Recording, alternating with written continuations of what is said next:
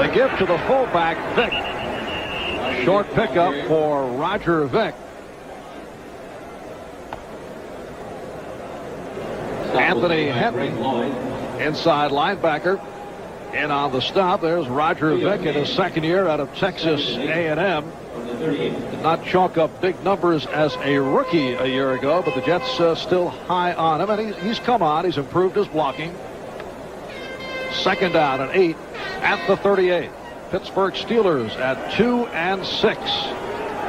While the Jets come in at 4, 3 and 1, 2.5 behind first place Buffalo. The hole is for McNeil, and it's quickly closed by the Steelers. The outside linebacker Brian Hinkle made the tackle. Take a look up the middle now. Now they're in a 3-4 defense, and they brought in some extra players for this. Harper came in, number 84, and just take a look at Hinkle. He's just sitting there waiting. The one thing he didn't want McNeil to do is make a move on him. He had to sit there for a second, but you have to attack the back when he's coming at you. Now, what do we look for? Schuler or? Well, they go double tight end. Yeah, Schuler and Griggs now in the lineup for this third down and 3 at the 43. And it's McNeil on a slant out to the 45-yard line. Hinkle made the stop. The Jets short of the first down. Some of the fans would like to see Joe Walton go for it. Joe Walton, he's taking a look at the play and going, oh, no, that isn't where I want you to run. I want you to run for a first down. People are booing. They want him to go. It's fourth down and 1 in your own territory. You just don't do it. And Joe Prokop will punt from his 30 to Rod Woodson, who's averaging just under 10 yards per return. Prokop has come on after a slow start. In fact, been very effective hitting punts inside the 20. They ran a fake to Faola, and he picks up the first down. I said you don't go on fourth down from a regular position, Marv. I didn't say anything from punt position. And so the Jets pulling off some chicanery. Is this out of the playbook of Chuck Noll from a week ago? Well, what they do is they just take a look at the lineup of Pittsburgh, knowing that they have the two wide guys are covered by two different defenders. So it just leaves a short spot in the left or the right side of the defensive line, and they just went to the left. The blocking was perfect. It's a 13-yard advance. Newton Faola picking up the first down at the Pittsburgh 42. And O'Brien throwing sideline. 2 in 1 hands. Steelers indicate that they thought he was out of bounds, and he was. So it is incomplete, the coverage from Woodruff. What a great catch by Toon. And the reason they're calling this incomplete is because he doesn't have control of the ball. Now, 1 foot in, the other foot is in, but I'm going to tell you, that's a good catch. That ball is a legal catch, and they may stop this and come back and take a look at it because he did have control of the ball. Let's take another look. All right, look at his left hand. Here's the ball in there. He's got control now. Right foot's in, left foot is in. He has control of the ball. It's a legal catch. But no instant replay. They are continuing. Second down and 10 at the 42. Here is Vick trying to turn the corner, and does. Roger Vick with a pretty move along the sideline. You know what makes this play? Not only do the guards pulling, but Al Toon gets a block downfield, and he's the guy that gets Vick around the corner and gets the first down. Watch this block by Toon. He's going to come to the inside. Here comes Toon. Woodson is there. Look at. He tied up Woodson, and here comes Vick right around to the outside to pick up the first down. Excellent block. You don't have to put the guy down. Just contain him. And Vick picked up 12 yards. This the 10th play of the drive. First down at the Pittsburgh 30-yard line. O'Brien throwing on first down for Toon. Toon looking up into the sun. He was covered by Rod Woodson. Woodson contained Toon right at the line of scrimmage, and because O'Brien had enough time to wait for Toon to get clear, he had him wide open. From the Steelers 30.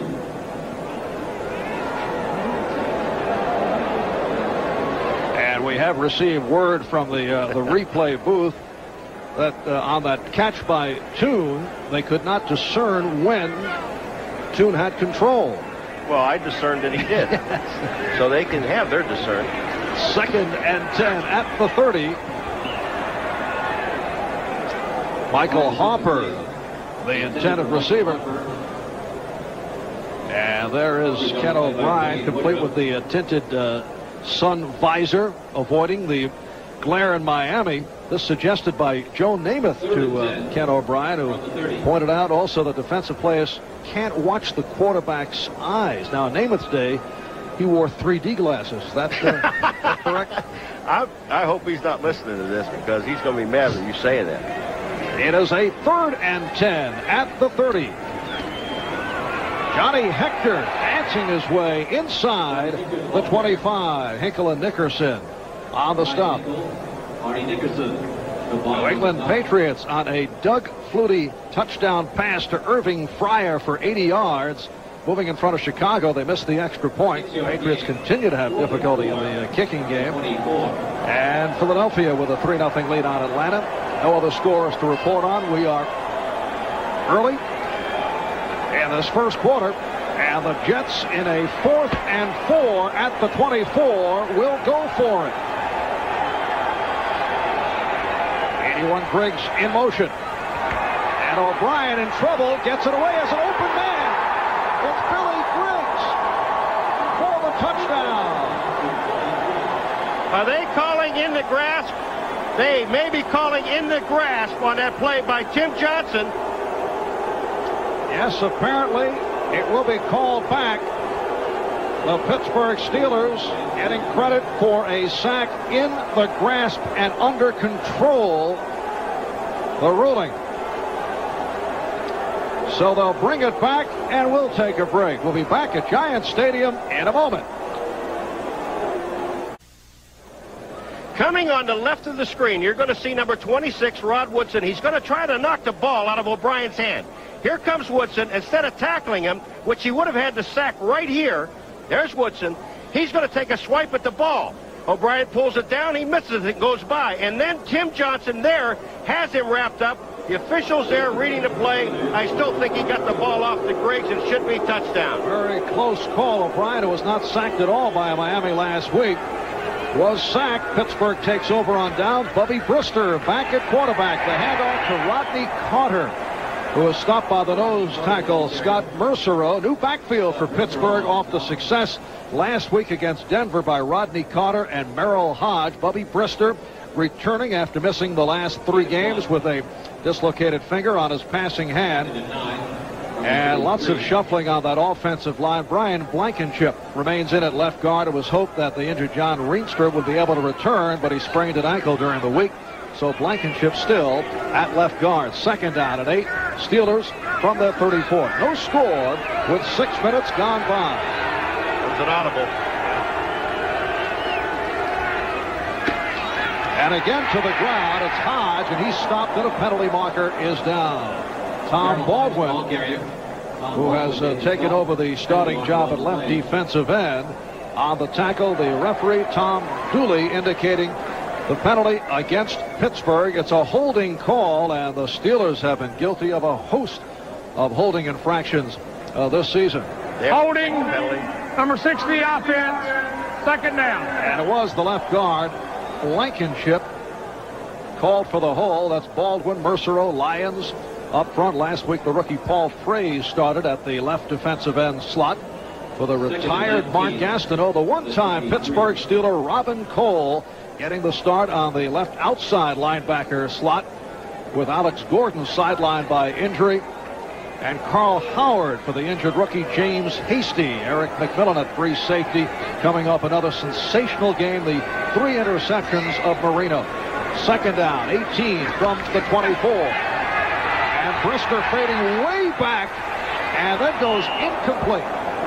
Intended for the wide receiver, Ouija Thompson. This was supposed to be a screen, Marv, and Hodge was the man that was supposed to get out of the screen. He never gets out, and number 33 is Hodge. You see him sitting right in here. Now, when he tries to get out, he can't. Brister's looking for him. He stayed in the line too long. Marty Lyons is putting the heat on. Brister had to get the ball away, but he almost threw it into the hands of the defense. 3rd down and 18. Lips to the right. And the third receiver, Troy Johnson, joining Lips and Thompson.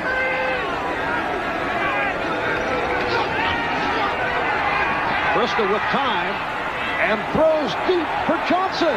Troy Johnson inside the 15.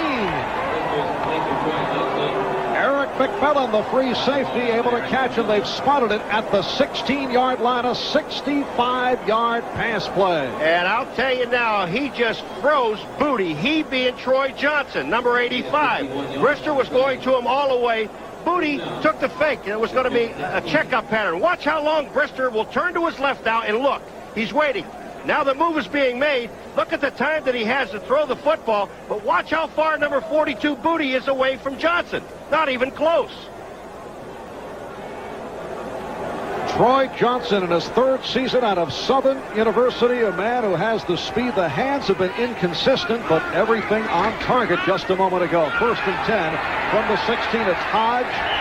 Bumped out. Could not make the turn. McMillan coming over to make the play. McMillan does come over and make the play.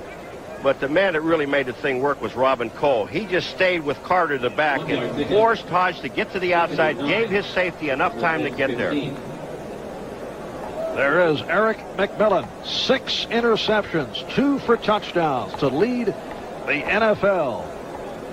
For the second straight week last week, he returned an interception for a TD. It's a 2nd down 9. Down at the 15-yard line, so Pittsburgh on the march off that long gainer. Brister connecting with Johnson. They're now calling it a 60-yard pass play. Just under 8 minutes remaining in this scoreless first quarter. Again, Brister, well, he had the time, and then Scott Mercereau closed it off. So Mercereau with the sack, his 3rd of the year. Mercereau with the sack, but what happens, they only send 2 people down the field. You got Weegee Thompson and Lewis Lips going down. Now watch Mercereau. Look at the time. There is time to throw the ball here, but then Mercereau gets through his block and makes the play. You only sent 2 people deep and a back coming out of the backfield. It's only 3 targets. Now Charles Lockett has checked in. Lockett in his 2nd year out of Cal State Long Beach actually has been passed by Troy Johnson as the number 3 receiver. 6th defensive back for the Jets in this 3rd down 17.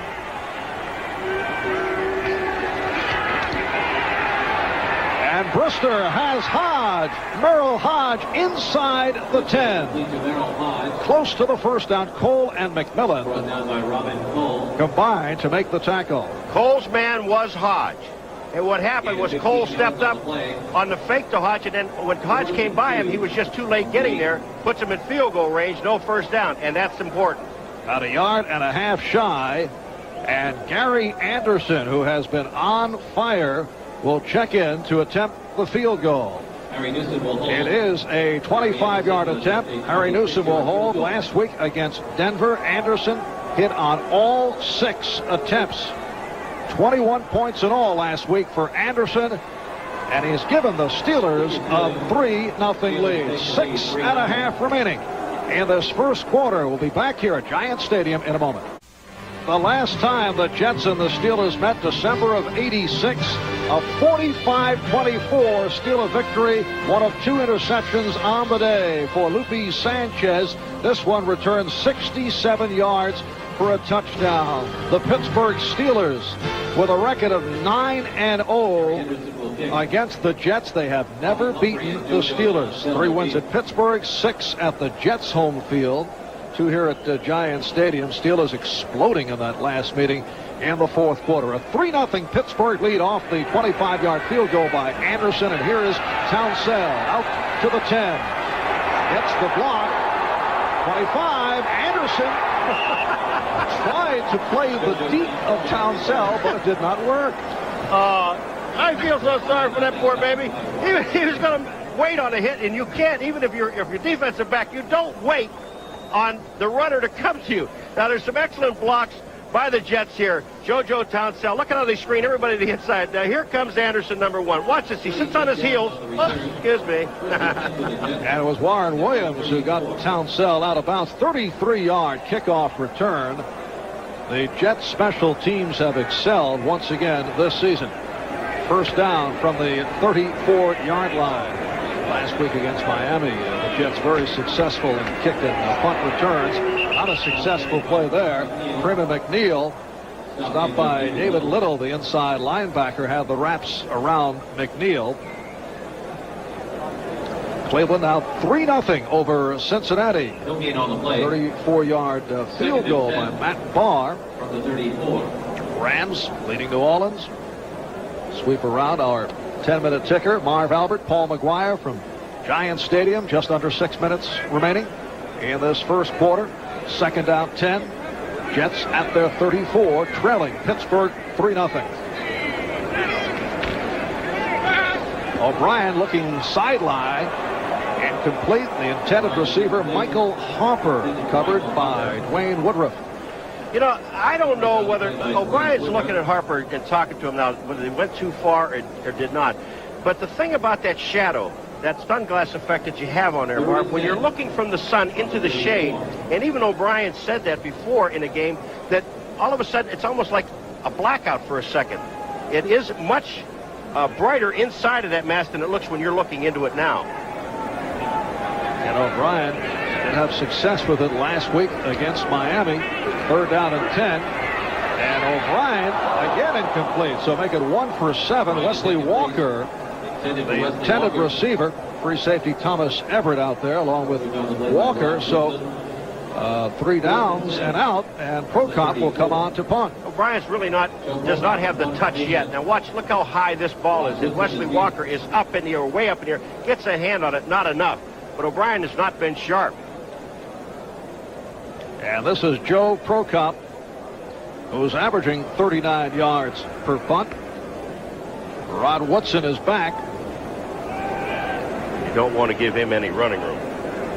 Rod Woodson finished second to Darrell Green of the Redskins in the NFL fastest man competition last May. And here is Woodson, but, well, able to shed one tackler. Good coverage by the Jets. And then Woodson trying to cut back the other way and is brought down across the 23-24-yard line. So Prokop with a 45-yard punt. We'll be back with Pittsburgh to the offense. This telecast is being presented by authority of the National Football League. It is intended for the private use of our audience. Any rebroadcast or other use of this telecast without the express written consent of the Jets and the National Football League is prohibited. Steelers take over. First down from their 23-yard line.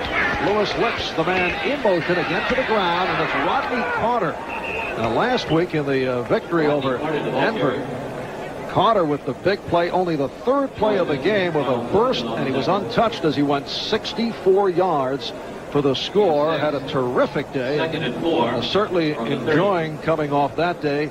Returning to his hometown, a native of Elizabeth, New Jersey. And we'll talk about this offense the way of Pittsburgh right after this play. On second down and 4 is Carter.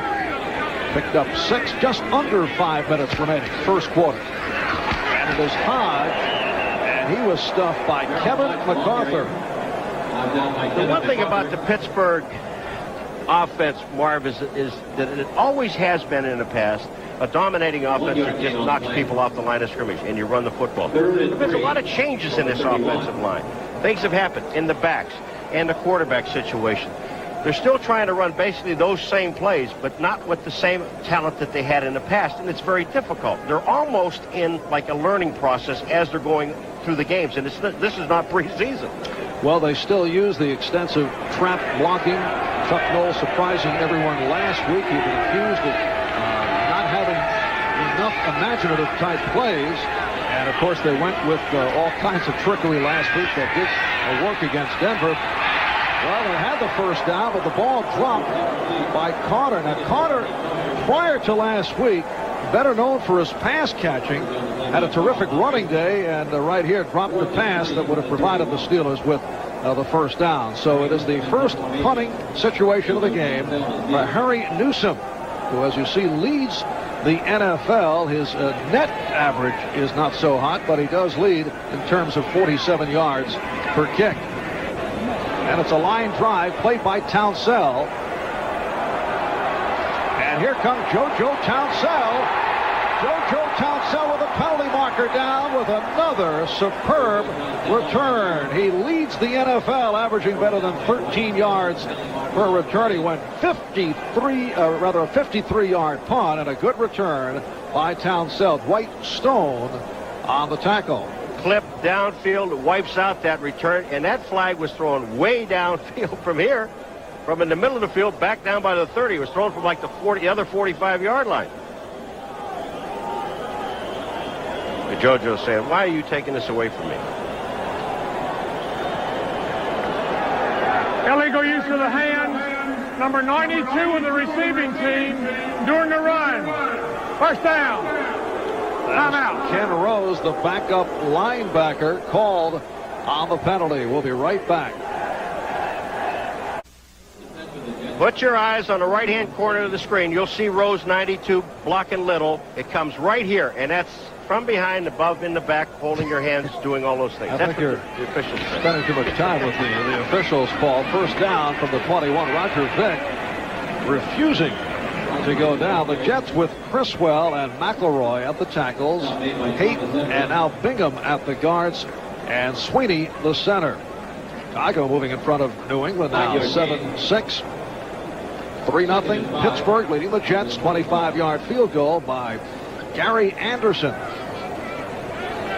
Key play on that drive, Bubby Brister to Troy Johnson on a 60-yard pass play. Second down and 5 for O'Brien.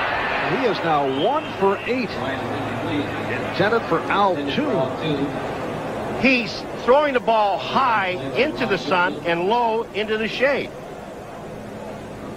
Here's Woodson now playing Al Toon. Now watch, that's okay. You're allowed to do that. But look at how high this ball is. Woodson is there, and it's not Toon's worried about Woodson going to hit him. He knows he's going to get hit. It's just the ball are not catchable.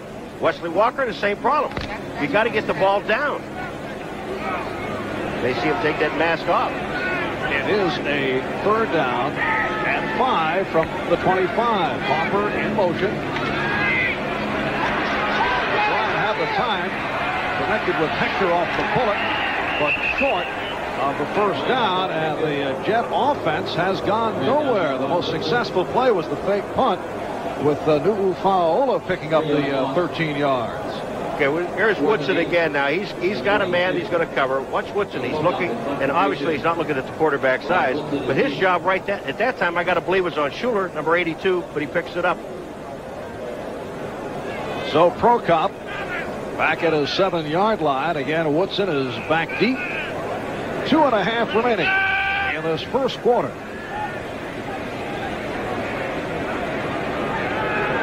.40-second clock, down to 5 as Prokop gets it away.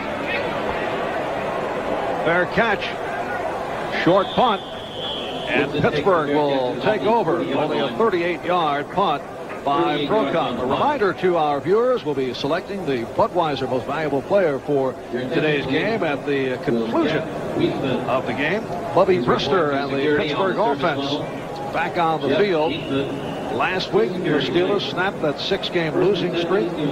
A game all uncharacteristic of the Steelers. They went no huddle reverses by Lewis Lips. Halfback pass, and surprising the Broncos. They were up 27-0 at the half.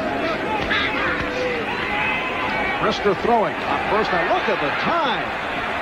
And he has a first down with Lewis Lips hit by Rich Miano. A 20-yard advance. You know, he had all day to throw the ball. Bubby Brister. Look at this offensive line. Now, there's Webster, who's been around forever. There's just a tad of holding, but you don't get caught, so that's all you're allowed to do. But look at how he gets back in there. Look at this defensive line. Brister had all day. And then what happened, Lewis Lips goes down and runs underneath the entire secondary. He was wide open. He was open coming all the way across the field. And the Steelers have a first down inside the Jet 40-yard line. Minute and a half remaining first quarter. It is Hodge to the 35. Stopped by Mercero. Scott Mercero. Foul Clifton to the line of the stop. Robin Cole, the ex-Pittsburgh Steelers. player. Here comes Robin. He's playing on the strong side. His job is to hold up the tight end, then find the ball. Once he does that, he gets back and gets into the play. Good play by the linebacker. Robin Cole, 9-year starter with the Steelers, made it to the Pro Bowl in 1984. Played under Bud Carson in Pittsburgh. And the man who wears 2 Pittsburgh Steelers Super Bowl rings. Robin Cole, second down at 7. At the Jet 36. Tight end Goffard in motion. Brister again got the time and nearly picked off by Eric McMillan. Eric McMillan might have had the old 3 for 3 and break the record because McMillan was out there and it looked like he had touchdown all the way. Brister, this time looking, you can see the shadow, so he's not throwing into the sun. He just waits too long to throw the ball. And watch McMillan step up to the inside. Almost touchdown.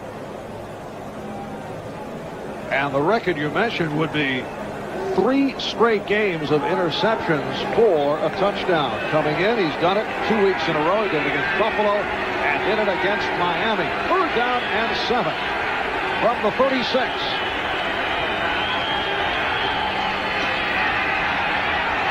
Brister again with the time. Got a first down. Yes, he does. And some more. So Bubby Brister picks up the first down with 29 seconds remaining in this first quarter. 12-yard run by Brister. You know, Barb, this offensive line of the Pittsburgh Steelers right now, they're just doing a job totally on the Jets' front 4. Take a look at the protection here. Brister has all day to take a look around. He looks left. He looks right. Now watch what happens. Here's to show you the lighting effect here. Here's Brister running in daylight or in the sunshine. Now watch what happens when he goes out here. He almost disappears. And he's picked up a first down at the Jet 24-yard line. Solid start for Bubby Brister. With the fake on the end around, he's able to find Carter for the touchdown. Lewis Lips came around. They went with the fake, and it paid off. Rodney Carter on a 24-yard touchdown pass play to give the Steelers a 9-0 lead. It is a touchdown, but when you talk about the end around with Lewis Lips, Marv, the block he made on Miano was incredible because Miano was blitzing on the outside, would have had Brister from his blind side, but Lewis Lips does the job. So Pittsburgh again off to the quick start. That's the story last week against Denver. Gary Anderson has made it 192 straight successful extra points, 18 for 18 on the season, and Pittsburgh now in front by the score of 10-0. Due to the offensive line. The offensive line giving Brister all the time in the world to throw the football. Excellent blocking. But the play we're talking about, the thing that really makes this thing work is watch Lips. Watch what happens after the fake. He could go through with the fake, but he saves Brister. Here's the block. Miano is on the ground. Heads up football by the wide receiver, and here's the result of what happens. See, Brister can't see the backside. Miano goes down. He's got all day. Here's Carter all by himself. Touchdown. Rodney Carter celebrating his 24th birthday today. Last week against Denver, 11 carries, 105 yards. He had that 64-yard touchdown run. And Bubby Brister off to a terrific start. 4 for 7, 119 yards. Take Lewis out to dinner for saving your life.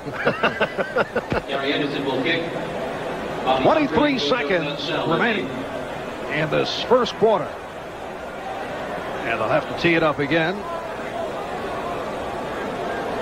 No, we really haven't had a chance to talk about it, but we do have, Marv, 2 of the best field goal kickers in the National Football League on the field today. Gary Anderson of Pittsburgh and the 15-year veteran Pat Leahy of the Jets. Bobby Humphrey will stay right there. And Gary Anderson also doing it with some strong kickoffs, has not allowed a return. So the Jets first down at their 20-yard line.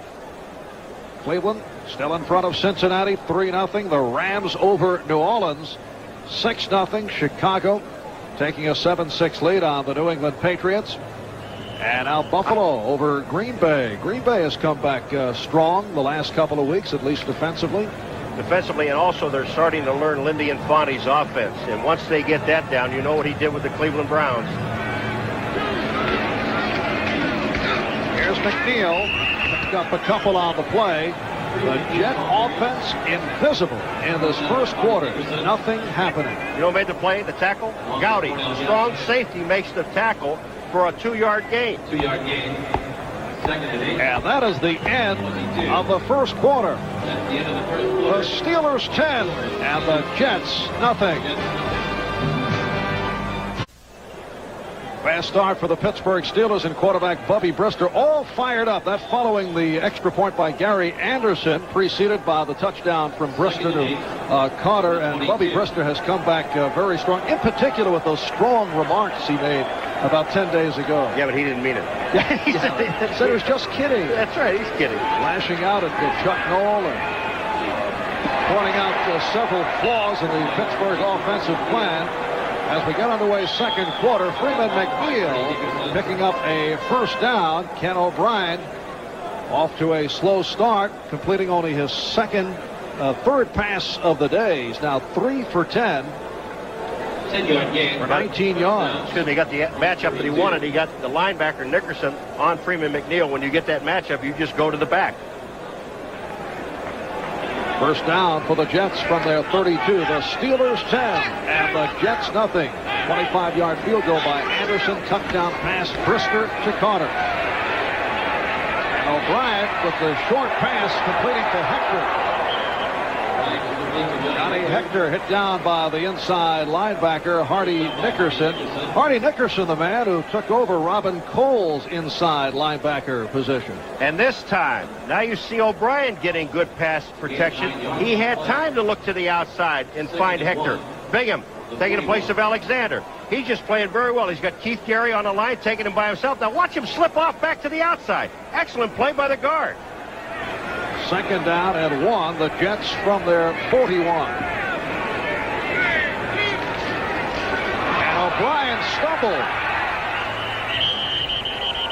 A loss on the play. He had to get stepped on by the center. Flag is down by Gerald Williams.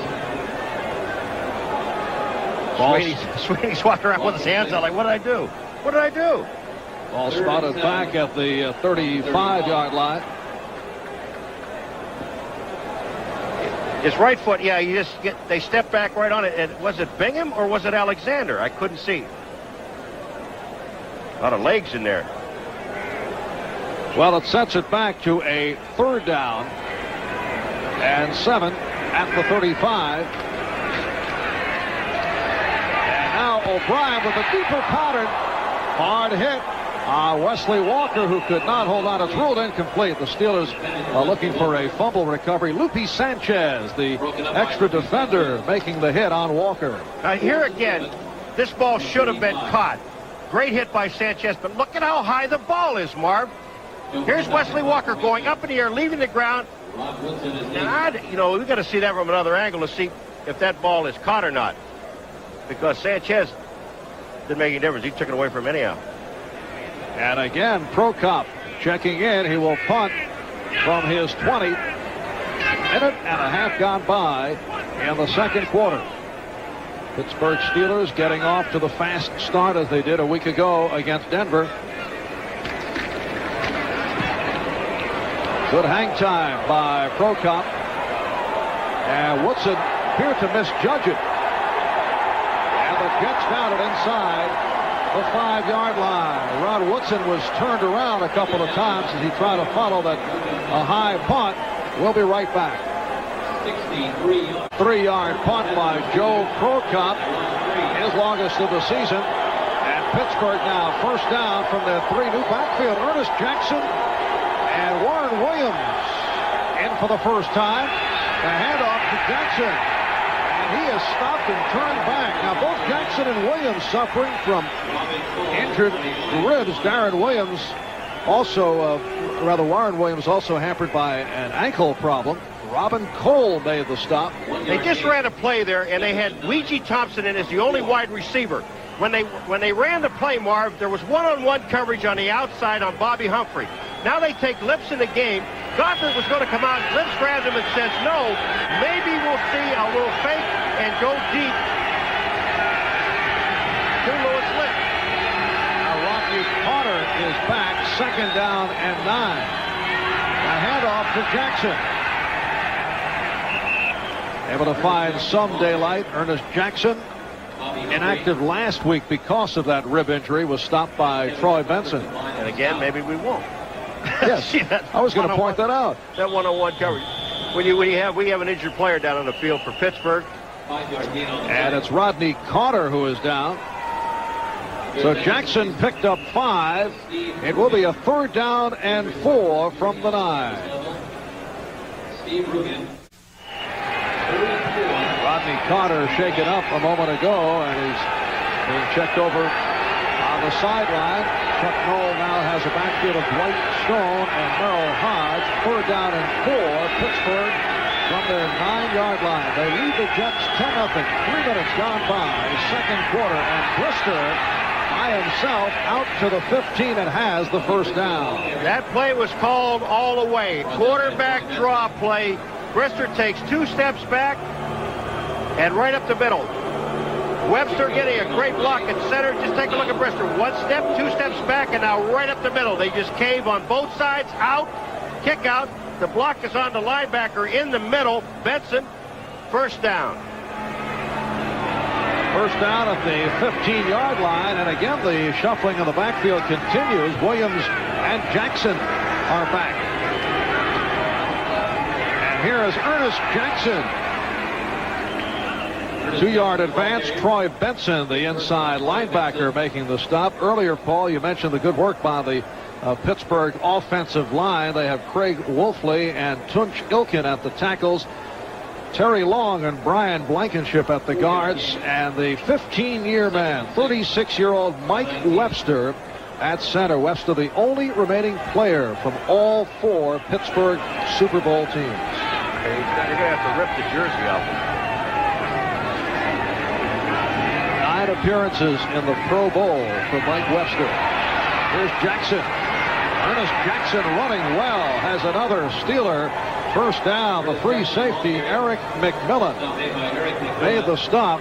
19-yard run by Jackson. Blankenship and Long, the 2 guards, got excellent blocks, and this is a draw play with Ernest Jackson. But watch what happens to Webster, number 52, the man you were talking about.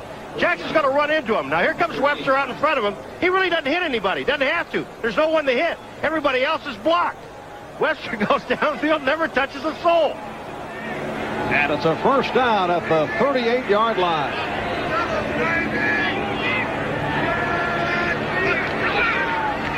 And here is Jackson. Hodge. Kevin MacArthur made the stop.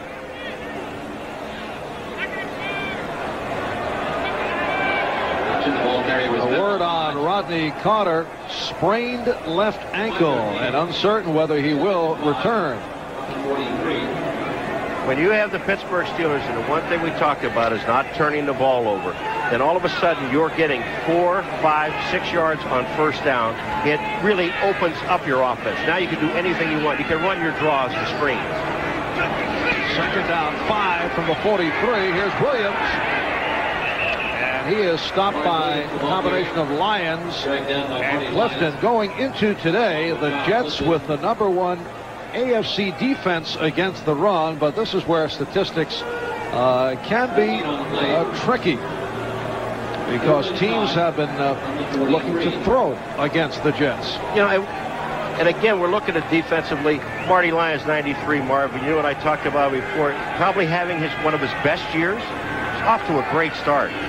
A bounce-back year for sure for Marty. Major question mark at age 31 going into the season. Coming off injuries to both shoulders. Frank Pollard now in the Pittsburgh backfield for this 3rd down. And 5. And Brister pulled down. George Radachowski, the extra defensive back, able to come up with the sack of Bubby Brister. 25, Radachowski is actually the dime back or the 6th defensive back that they put in. He's also a safety, and they put him in and rush the safety. As soon as Brister sees him, get down. So Pittsburgh going to the running game, and now forced to punt. Harry Newsom fielding that high snap. And Townsell on the back pedal at his 15, accelerating across the 25-yard line. David Little on the stop, 43-yard punt, and the Jets go back to the offense. All the Pittsburgh Steelers wearing AJR on their uniforms in memory of the late president of the Steelers, Arthur J. Rooney. And Jim Sweeney, native of Pittsburgh, attended the University of Pittsburgh in respect to the late Arthur J. Rooney, also with the AJR initials on his uniform. Freeman McNeil on first down, stopped by the combination of Brian Hinkle and Dwayne Woodruff. Brian Hinkle, the line on the stop. You think Sweeney can't block? He just put Williams on the ground on that last play. 1 yard gain. 2nd and 9 from the 27. Now Schuler and Griggs in the double tight end alignment. 2nd down and 9 at the 27. Pittsburgh 10, the Jets nothing halfway through the second quarter.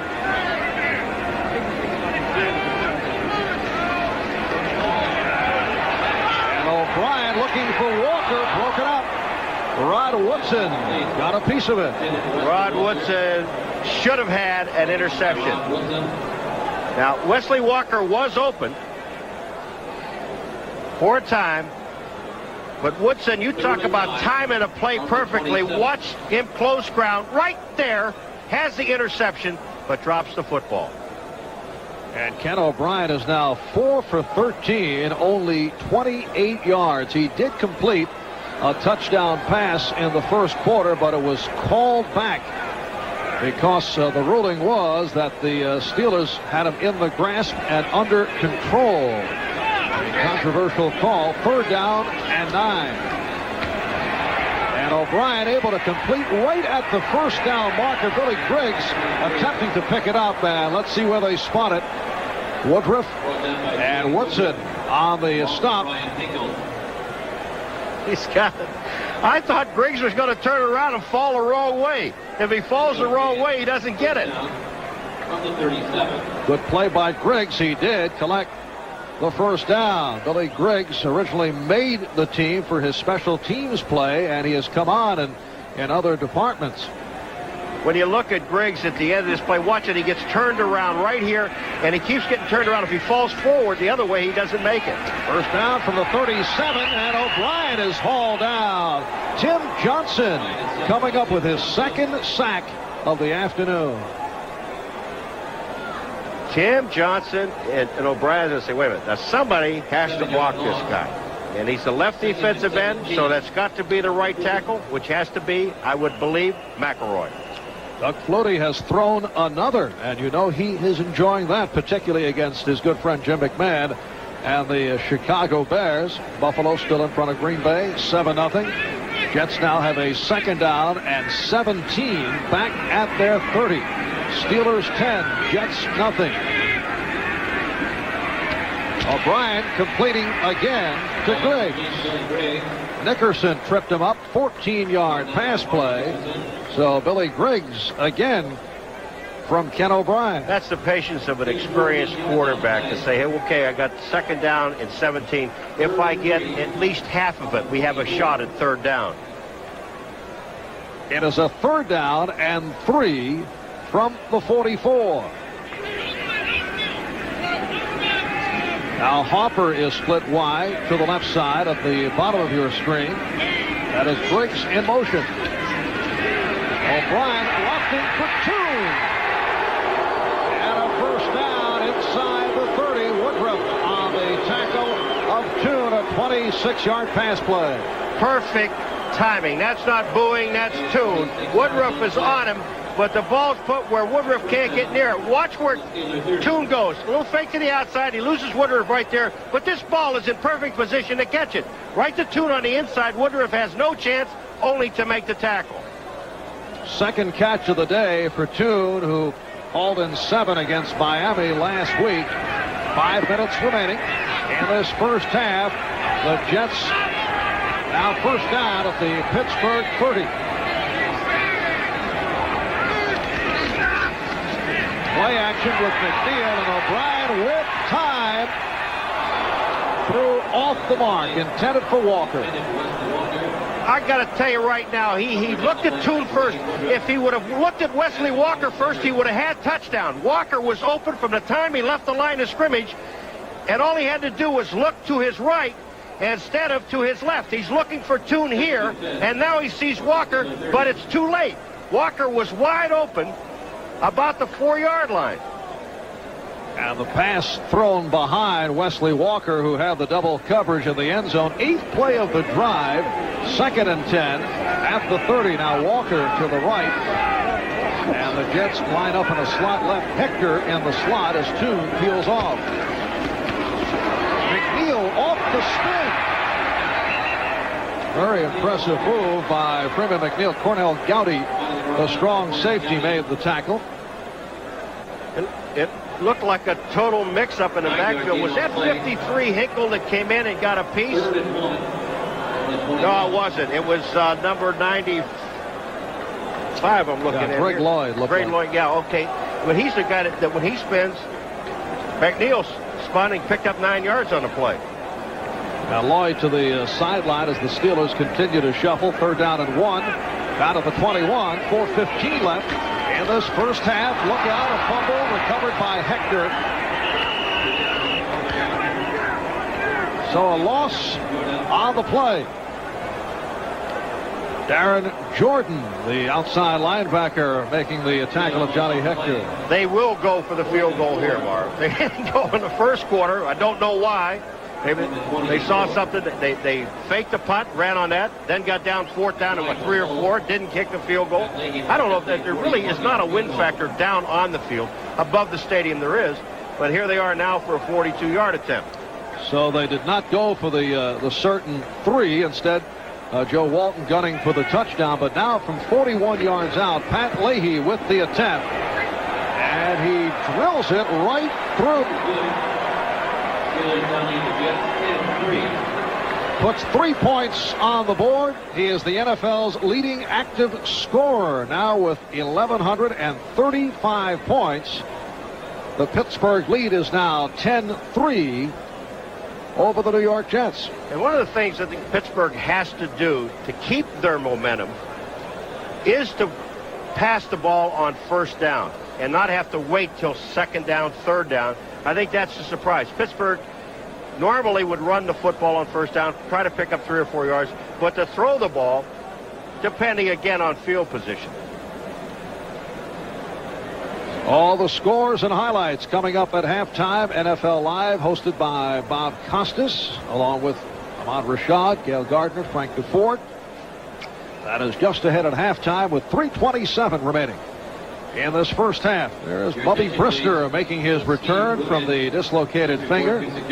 Last week, speaking at a public appearance, Bubby very critical of the Steelers, criticized Pittsburgh for not opening up the offense, for not having enough talent, for lacking a pass rush, for not being aggressive, among other things. And later on, Paul said he was joking. Yes, it was a real knee slapper for Chuck Noll. Yeah, until he got him in his office. It couldn't have been taped. On 1st down, the Steelers 7 runs, 2 passes. Looking at it from a positive point of view, some of Brister's statements actually may have done some good. Some of the players said it was refreshing to get some of that stuff out on the table, and then they did go out and beat the Denver Broncos, a Denver team without John Elway, but a very impressive showing by Pittsburgh. The return by Rod Woodson. Woodson getting out to the 25-yard line. All right, here are some of the Bubby Brister quotations. Too complicated. They just run the ball. Of course, every quarterback wants to go out of the shotgun, and I know Noel has not been a fan of the shotgun, but I could see there are certain reasons. Well, first of all, the Steelers are more of a run-oriented ball club with the trap plays, and he also feels, particularly against clubs like Houston and Cincinnati in his own division. It's very difficult with the crowd noise to call the signals if you're going with the shotgun because the crowd is so loud. And one of the other things about the shotgun, too, you have to look down first at the ball before you can look up downfield. Katie Dunn was helped off the field, number 80 for the Jets. Seems to be walking pretty good. It is a first down at the 26-yard line.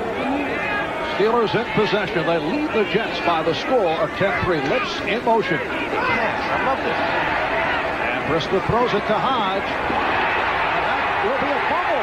Recovered by the Jets. Hodge had possession, it appeared. Robin Cole on the recovery. Robin Cole, the one-time Pittsburgh Steeler, recovering the fumble of Merrill Hodge. Noel trying to tell Hodge, I didn't catch it. We'll take a look at it. Does he catch the ball? Does he have control of the ball? From that, yes, he does. Well, from that angle, I could say inconclusive. It's tough. It's also difficult to tell when it's slowed down whether he had. Here it is from this side. Does he have? Yes, he does have the ball.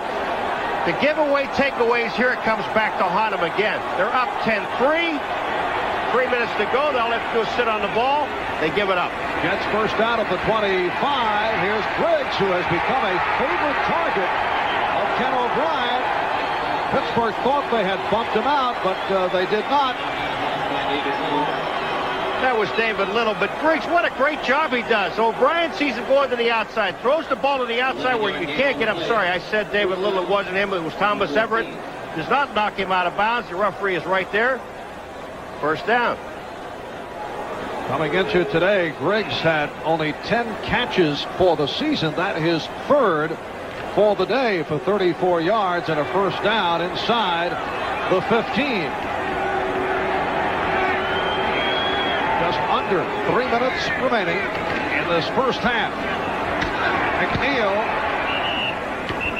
stopped by Nickerson, the inside linebacker. Stop made by Marty Nickerson. Well, Cincinnati now jumping in front of Cleveland.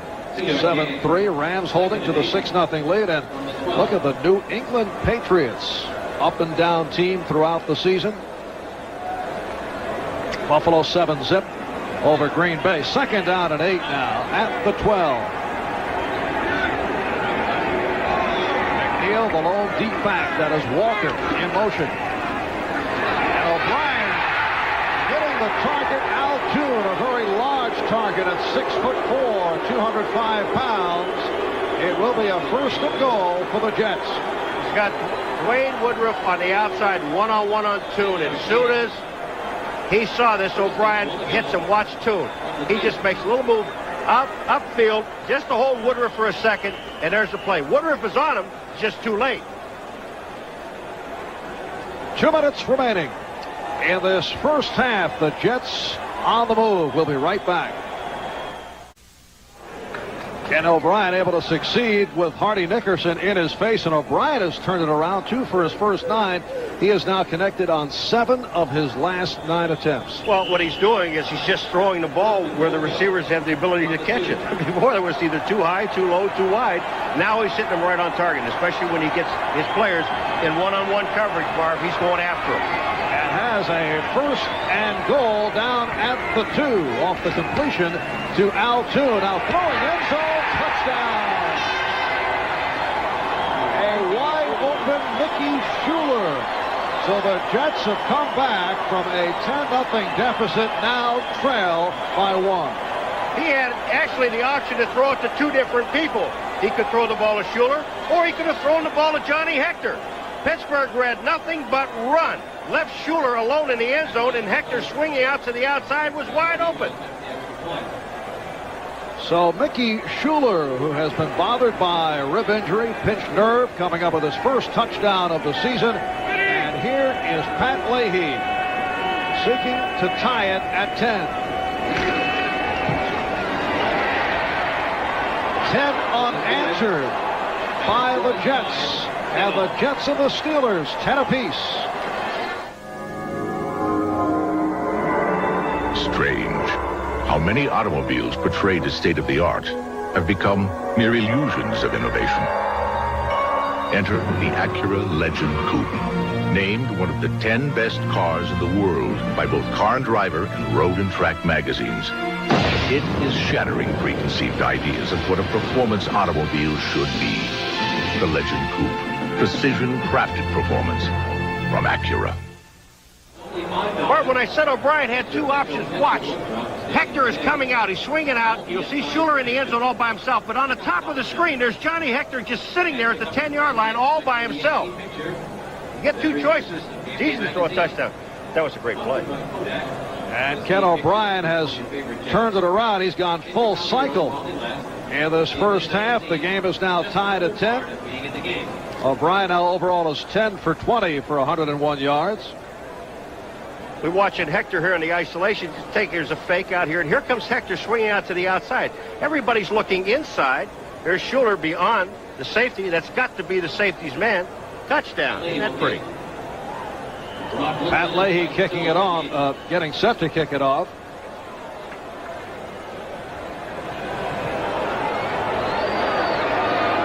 And it's Dwight Stone, and decides to stay right there, undecided.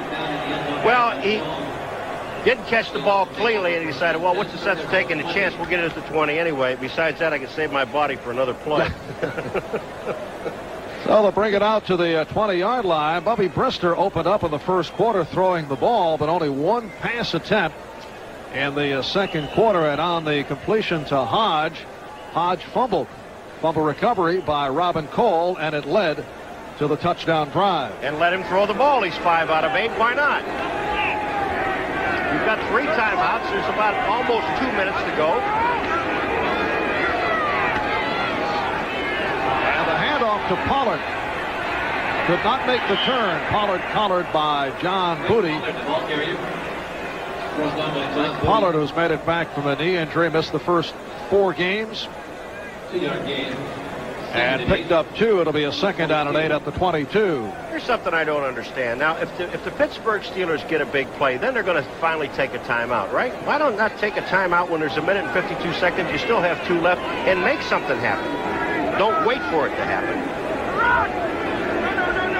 Second and 8. With the clock running down to 1:15 remaining. Here's Hodge. And he has the first down. Rich Miano, the strong safety, came up to make the stop on Merrill Hodge, second-year man from Idaho State. He does not have the first down when the referee marked the football. It's going to be third down. It looked like he crossed the line, but he didn't. The official put the ball back. So it is just shy. It'll be a third and less than a yard. Why do you waste 3 first downs? Now we've got a tackle eligible out there. Boyle, number 77, but they're going to run the ball. Hodge getting to the line. Jets feel they stuffed it. Let's see. No, they got the first down. And they are moving the chain. So a first down picked up by Hodge as the clock continues to run. We're down to 10 seconds and counting. I got it just for a second. I know we don't have that much time, but I got to go into this thing, Marv. Why would you waste 3 timeouts? Why take momentum from your football team? They were moving the ball. Well, as you know, Paul, most coaches in the NFL are very conservative in these type of situations. That's why it was such an aberration last week when we saw the change in the offensive philosophy of Chuck Noll. Not when you only have 2 wins. Not when you have 2 wins. All right, Pittsburgh and the Jets tied at 10 at halftime. We'll be back after these messages from your local station.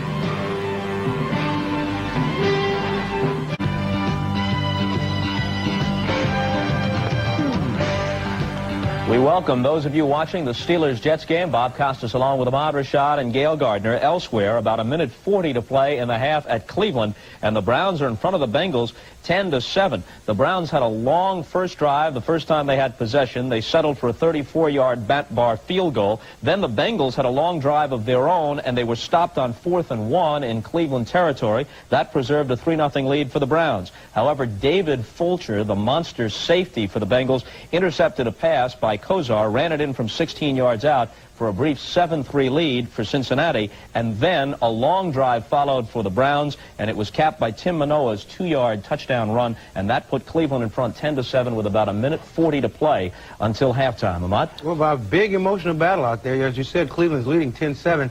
But, you know, it's one of these games where the defense is playing very well for both teams, but with both these teams having Boomer on one side, Bernie on the other side, there's going to be a lot of scoring in the second half before this is all done with. Not too much scoring at the Superdome, but on a pair of Mike Lansford field goals, the Rams are in front of the Saints early, 6-0. LA is 6-2, and the Saints come in at 7-1 with a 7-game winning streak. How about this one in Foxborough? On 3 touchdown passes by Doug Flutie, one of them an 80-yarder to Irving Fryer. The Pats lead the Bears 20-7, and Jim McMahon went out with a strained right knee. It is doubtful that he'll return for the rest of the day.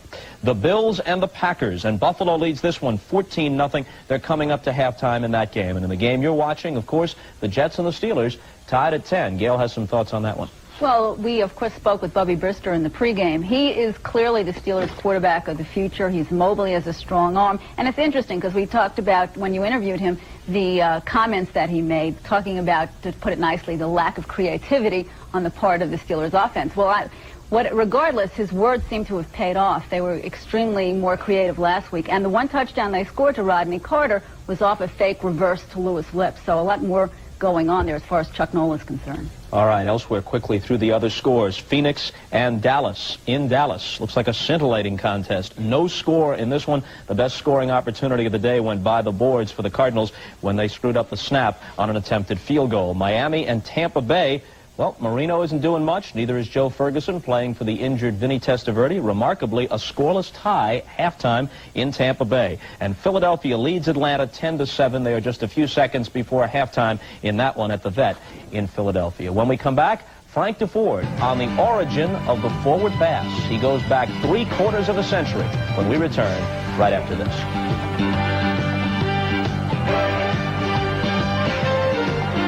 Welcome back to Giant Stadium. Steelers and the Jets are tied at 10. Marv Albert along with Paul McGuire. Pittsburgh jumping in front by the score of 10-0. But the Jets came back. Bubby Brister throwing only one pass in the second quarter. And as it turned out, it was caught by Merrill Hodge and then fumbled. And that led to the tying touchdown. That's the big problem we talked about right at the beginning of the game, the giveaway takeaway. Jets leading the AFC. Pittsburgh last, and here it is. This turns the ball over, gives the Jets the ball in perfect field position at the 25-yard line. He just drops the football trying to run with it. And it was former Pittsburgh Steeler Robin Cole on the recovery, and it led to this, the touchdown pass. To Mickey Schuler in the end zone, his very first of the year. Isn't that amazing? Mickey Schuler has had some injury problems in recent weeks. Billy Griggs has been a major part of the offense today. Griggs was first signed for his special teams play and his blocking ability, but as the second tight end, he's come up with 3 receptions. And the one thing about the Jets that you have to love is the fact that they didn't get away from the things that win football games for them, and that's throwing the ball.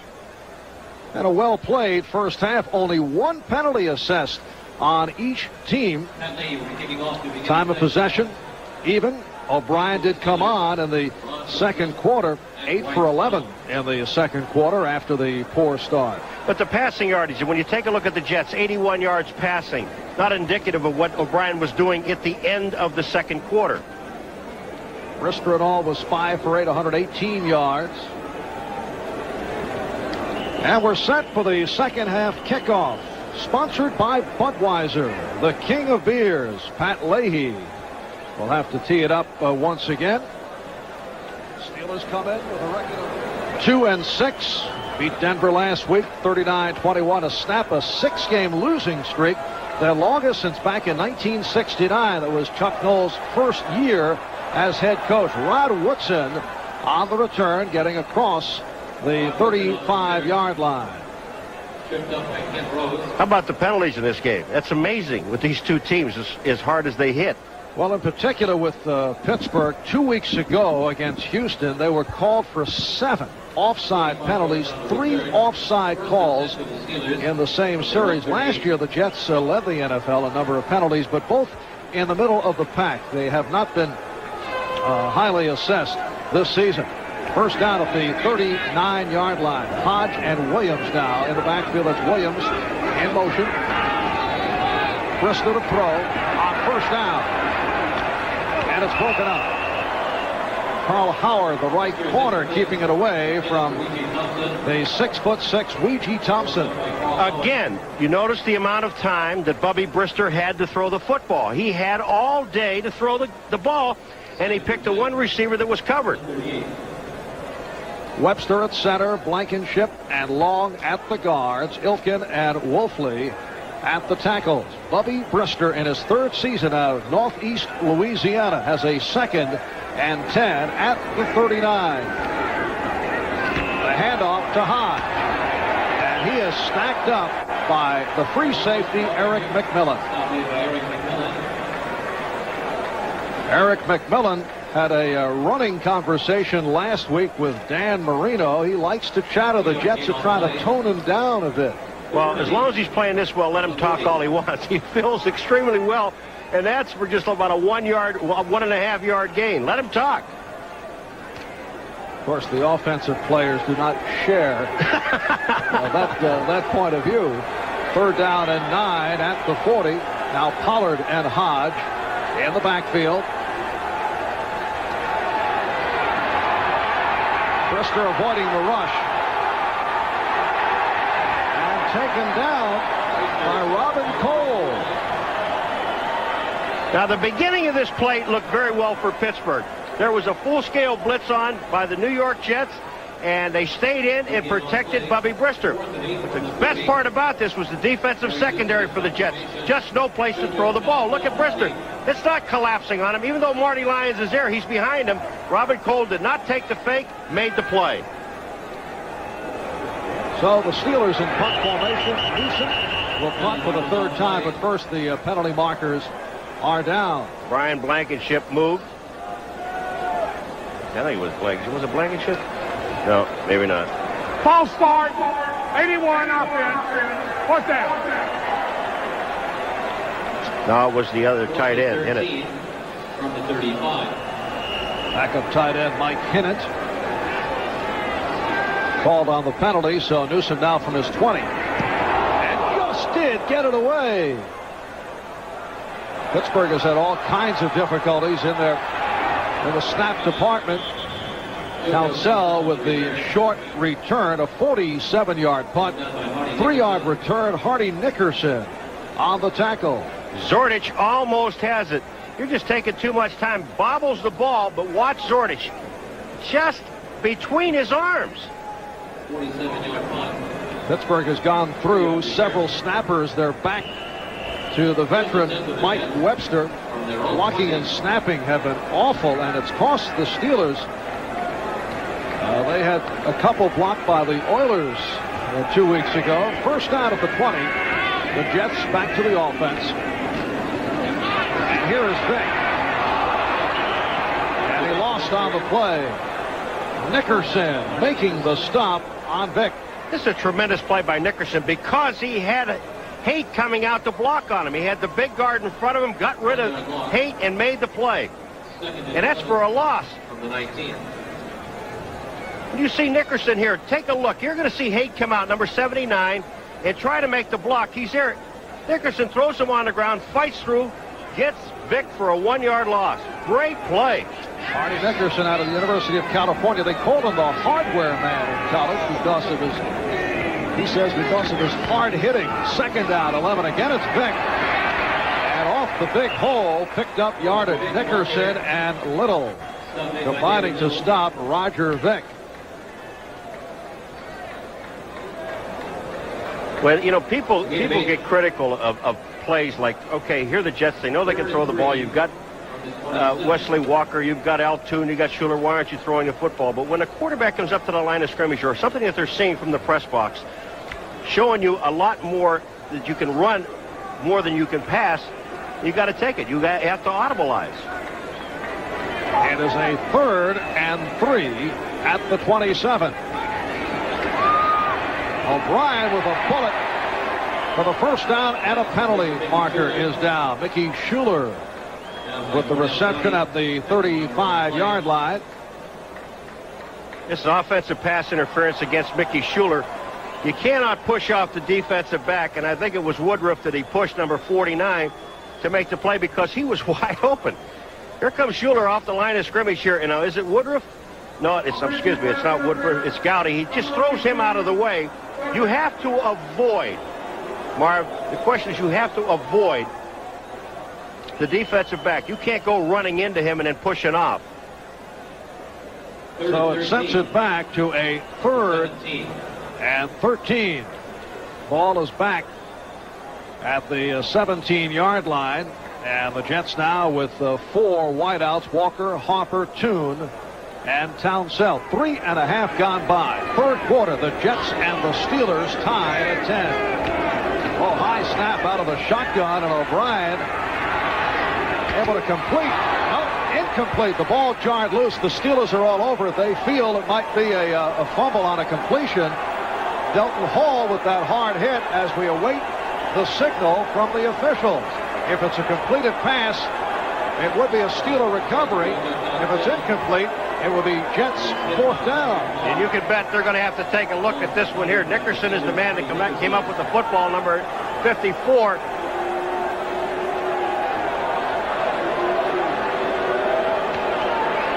Now, what are they going to say here? First of all, the high pass from center from Sweeney.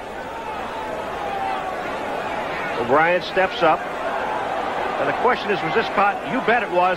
And this is just a great hit in the defensive secondary by Hall, number 35.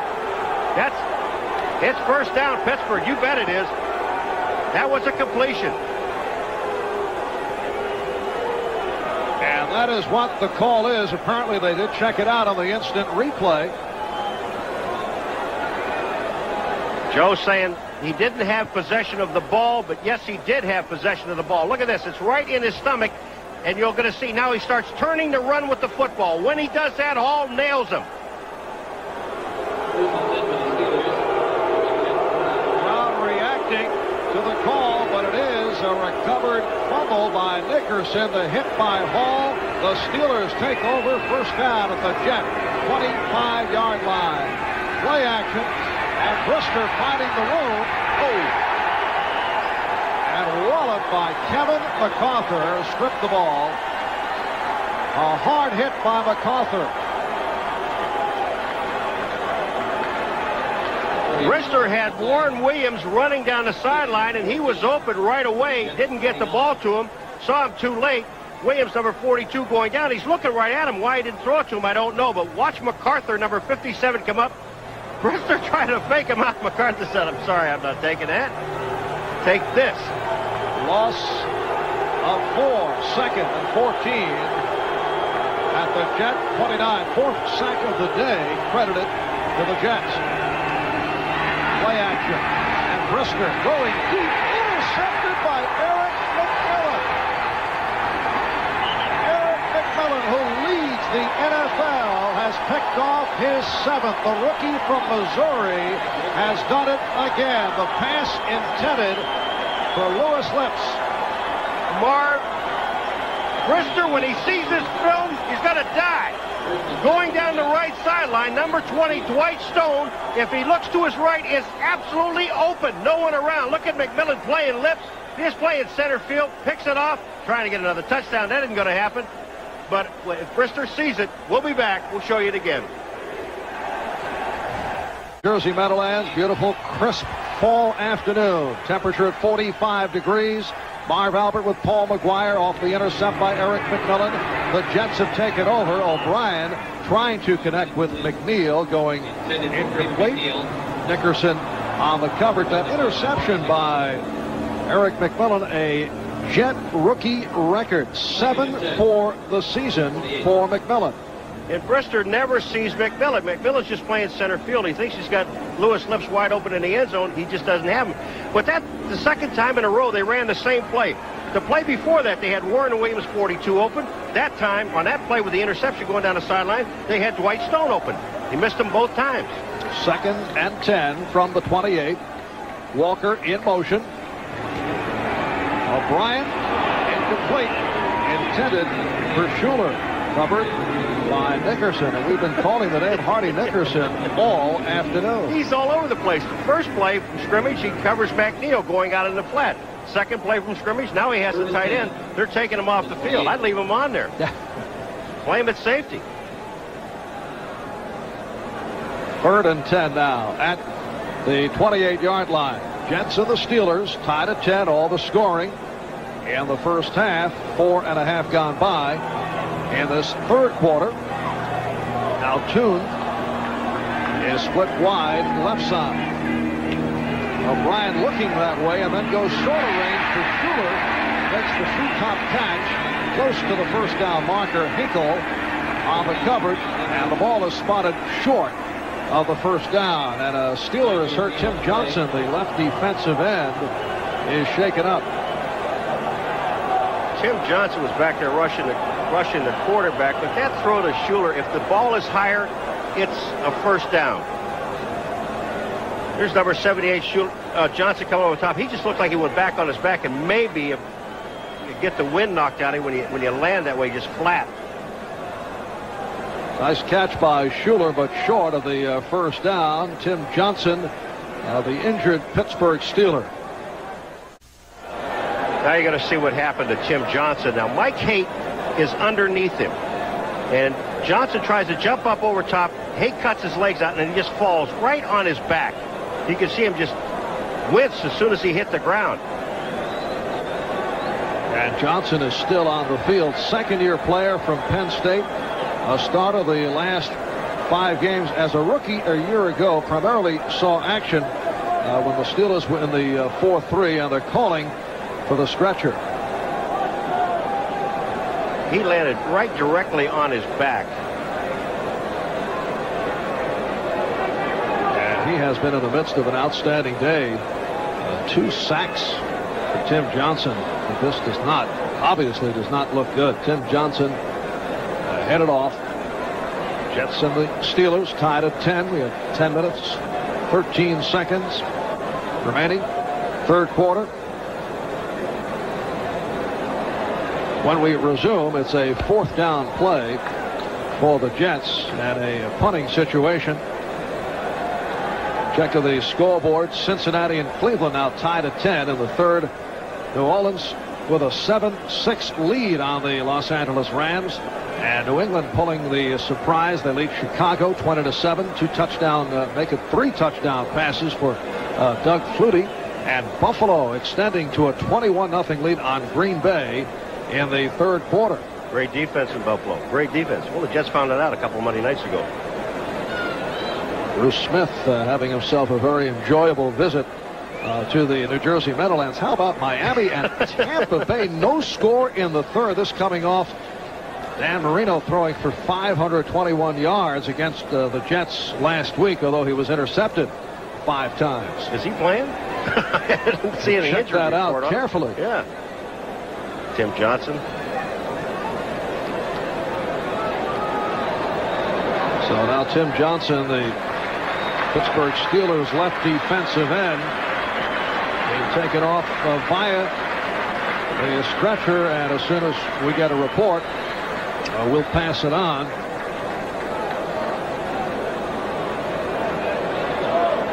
And we are set to resume. That last punt by Prokop, a 63-yard career high, had a 60-yard punt back on opening day against New England, but that also helped by a nice roll. Prokop back at his 22, punting to Rod Woodson.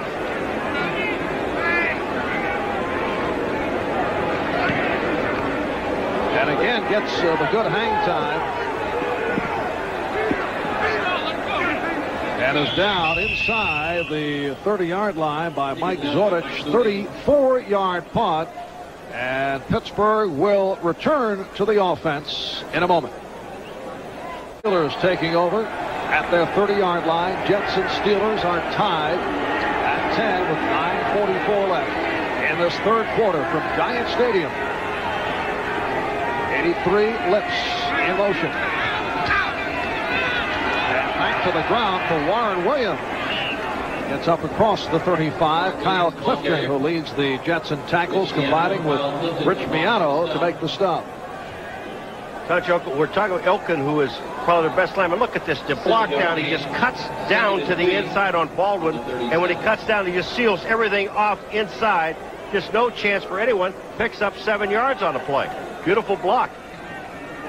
Second down and 3 from the 37. It's Hodge. Try to make the turn. Run out by Mercereau. And Clifton. Later word on Tim Johnson, who was taken off by stretcher just a moment ago. It was called a lower back sprain. That's good news. Good news. Look at Elkin one more time. Now he blocks down inside again on Baldwin. He actually misses Baldwin, but watch what he does. Good tackles. Comes back up and gets him again. You miss a guy, don't quit. Get back up. Steelers now 3rd and 2 from their 38. Pollard and Hodge in the backfield. Bubby Brister and the Steelers going to the running game.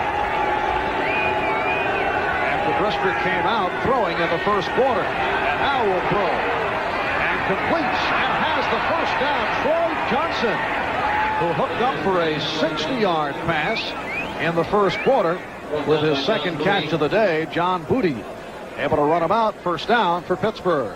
Miano had him tackled, had Johnson tackled, and that would have not been a first down. Close to it.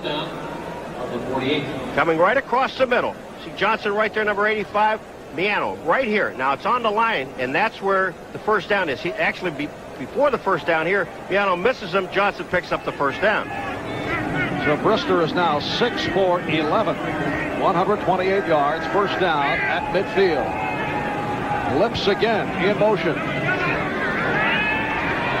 Brister was looking that way, looking for Lips deep. Lips in a foot race with the left quarterback, Bobby Humphrey.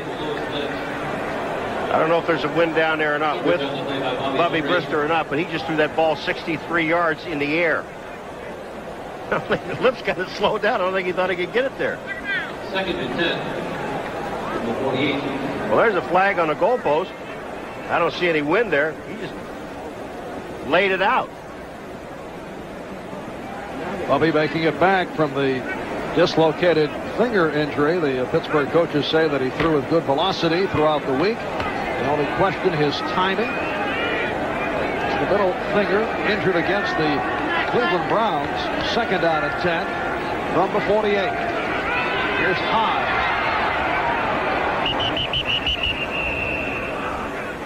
Merrill Hodge making his first NFL start, picking up short yardage. Cole and Benson on the tackle. Robin Cole on this side. He just seems to get in the way. He's being blocked by Hennett right here. Cole steps inside. Actually, Hodge ran over him, but he slowed him down and saved the first down. Robin Cole wore number 56 as a member of the Steelers, and then out of respect for the retired Lance Bell, declined number 56, wearing number 90. That's the number he wore in college at the University of Pittsburgh. Third down play, 3rd and 4. Brister on the run. And has the first down. Well, Bubby Brister running well and has picked it up. Cole and Booty on the cover-up. Cole actually makes the tackle on this play, but it's very difficult for a linebacker coming up like that because you do have a responsibility. When Bubby Brister cocks his arm back to throw the ball, that's what held Robin Cole to stop him from getting a first down, and it enabled Pittsburgh to pick up the first down. It is a first down at the Jet 40-yard line. Just under 7 minutes remaining in this third quarter. The Jets and the Steelers tied at 10. It was 10-0 Pittsburgh at one point. Warren Williams rookie from the University of Miami, stopped by Baldwin Kyle Clifton. and Clifton. Tom Baldwin can line and stop. Tom Baldwin made a big hit last week on Dan Marino, perhaps the most authoritative hit of the game, which forced an interception. Swing around the 10-minute ticker. Cincinnati and Cleveland now tied at 10 in the Battle of Ohio. Buffalo maintaining the 21-0 lead. Dallas leads Phoenix. Well, the score, Miami in front of Tampa Bay, 7-0. Second and 8 at the 38. Brister off the deep drop was looking for Hodge. Hodge covered by the linebacker Kyle Clifton. Brister threw the ball where he was supposed to throw it, in the ground, because Clifton was there. Right here, we pause briefly for station identification. This is the NBC Television Network. 38. This is WNBC TV, New York. Back at Giant Stadium, Marv Albert, Paul McGuire. I was so excited when I was told I'd be working with McGuire, but I thought it was Al. He doesn't know how to spell his name. He spells it MC, and that's wrong. I said, just under 6 minutes remaining in this third quarter. Tied at 10. Again, Brister in trouble. Throwing on the run, incomplete. Intended for Lips. Covered by Humphrey.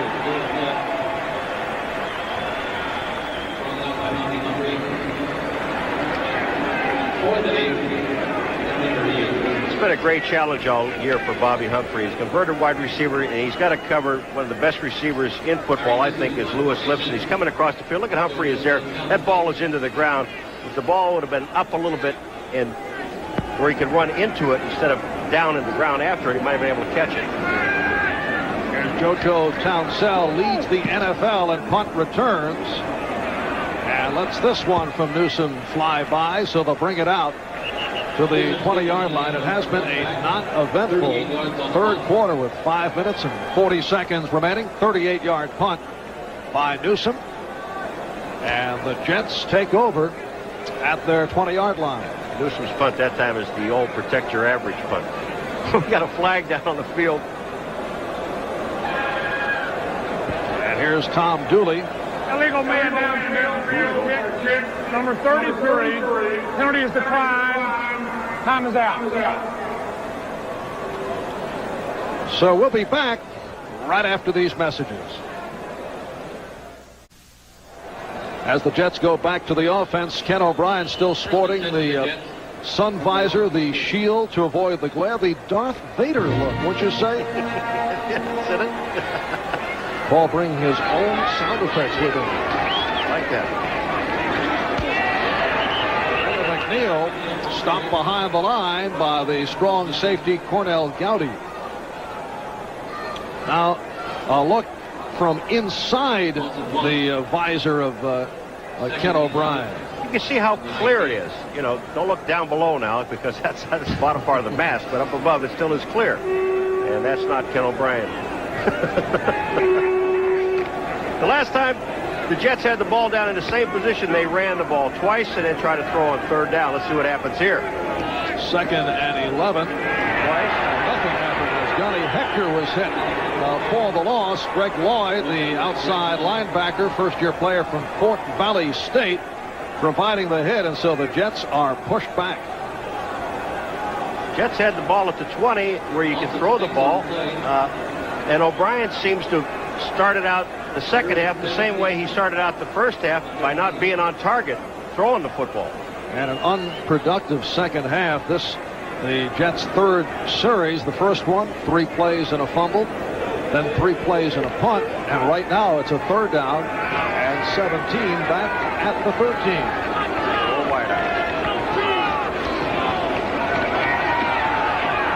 O'Brien, complete, intended for Townsell, who took a hit from Woodson. Rod Woodson, the outstanding right cornerback, with the hit on JoJo Townsell. I think I would find out where Woodson is first.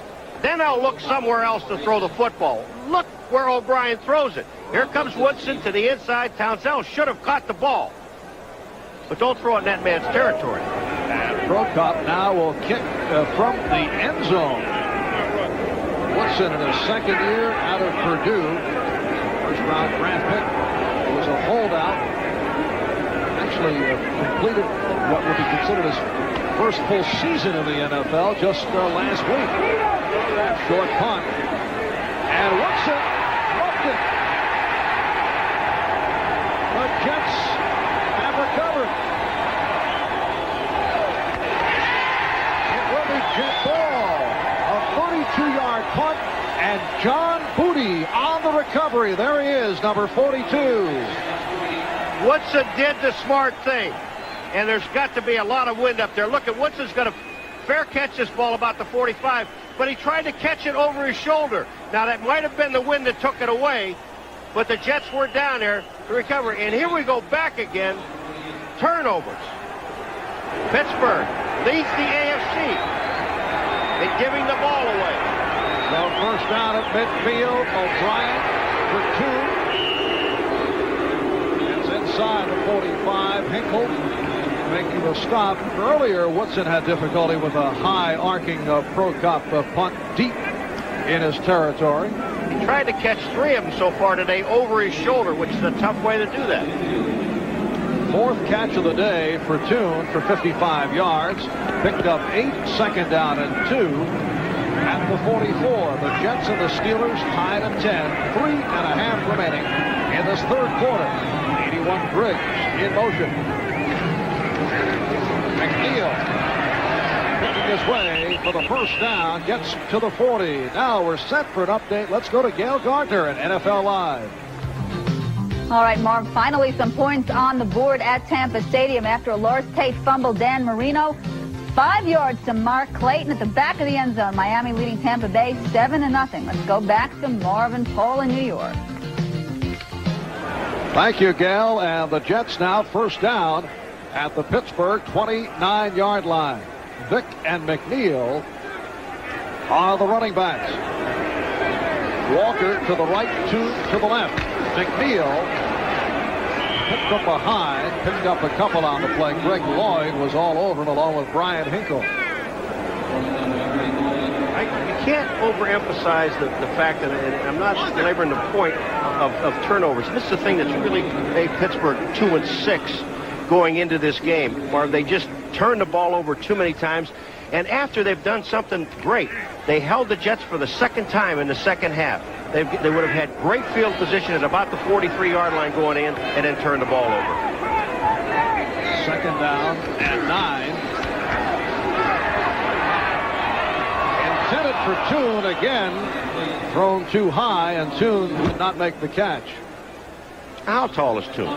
He's 6'4", isn't he? If he was 6'12", he couldn't have caught that ball. 3rd and 9. Look at Cleveland. Al can also sky. He can go up in the air. And Buffalo still with the 21-0 lead. Dallas now in front of the Phoenix Cardinals 10-0 in the third. Oh, Miami scored again. It's a third down and 9. 2 minutes left. Third quarter.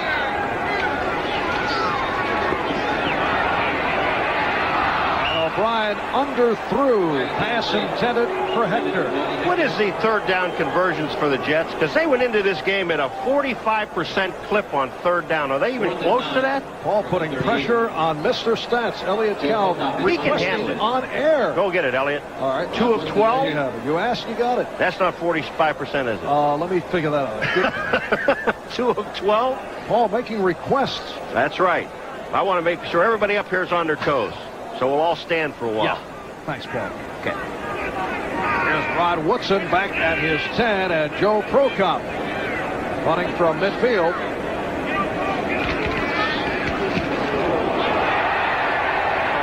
Let's see. Yes, there is a flag thrown as the ball bounds to the end zone. Lupe Sanchez making contact with Joe Prokop. 38-yard punt. And this will be a first down. Yeah, they have the option, don't they, of 5 yards? Paul is a one-time punter. Is this an Academy Award performance by Prokop just to make certain, or is he really hurt? No, he gets hit. You know, his legs are split. Now watch, one's almost on the ground, the other one's up in the air, and watch where he gets hit. Yeah, that's real. Okay. That'll hurt you. He had to look and see if where the ball went before he went down. Maybe it wasn't too bad.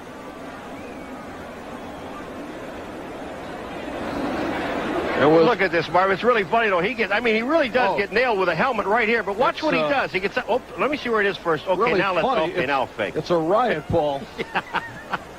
Running into the kicker. Defense. 5-yard foul. 4th down. Only 5-yard foul. It was not flagrant. It was running into the kicker as opposed to roughing the kicker. And so it's a 4th down play. 4th and 4, and the Jets will go for it. A decision applauded by a good portion of this crowd. Here's O'Brien going for Wesley Walker. And a flag down. That's a pass interference on Dwayne Woodruff.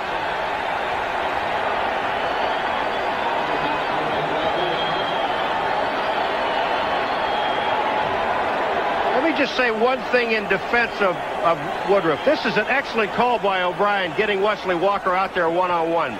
But what actually happens on this play is the ball is underthrown. Woodruff is playing the man. When Wesley Walker turns to come back to the ball, Woodruff has no choice but to run into him. Now watch the coverage. Right here, Walker has him beaten. But then Woodruff catches up to him. Now here's the ball underthrown. Walker stops to catch it. Woodruff has no chance at all, and it's going to be pass interference. Excellent call. 32 yards on the penalty. 1st and goal from the 1. So the Jets going for it on the 4th and 4. They went long. Fumble. The Jets coughing it up. And O'Brien, was it O'Brien that got it back? Yes. And O'Brien on the recovery. There was never a handoff, never got the ball.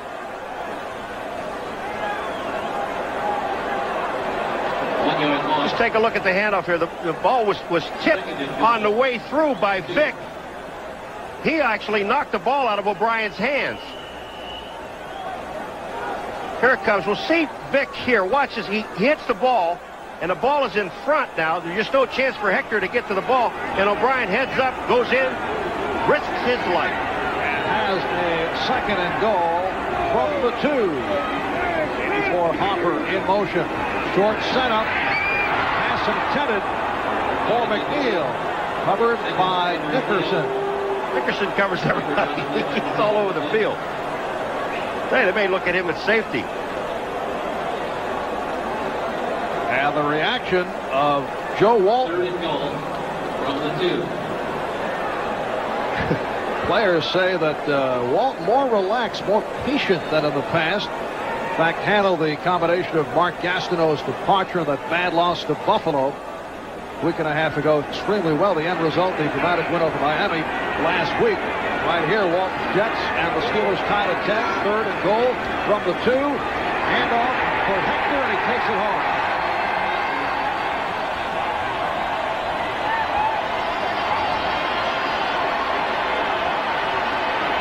Marv, this is an excellent formation because what the Jets did is they put the wide receivers in and spread them out all over the field. And they get Pittsburgh in 3 down linemen playing pass coverage. Hector, the only man in the backfield. And really all you have to do is screen these people and you got touchdown.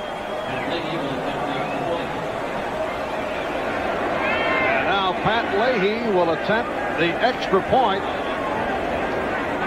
Matt Ryan will hold. So the Jets have come from behind to take the lead. And the Jets with 17 unanswered points. After the Steelers went in front by the score of 10-0, the Jets now lead it 17-10. You don't really see it from this angle, though, that everybody is up front. They're blocking one-on-one. So you have each offensive lineman has a particular man to block. Normally on the goal line, they've got people bunched inside, where if you're going at the point of attack, you can't. Here's Walt looking at it again. But you can't block everyone. This way, if you spread it out, get the defensive line into 3-2 basic defense, you have 5 linemen on 5 people, and you can block them one-on-one. Johnny Hector with his 5th touchdown of the season.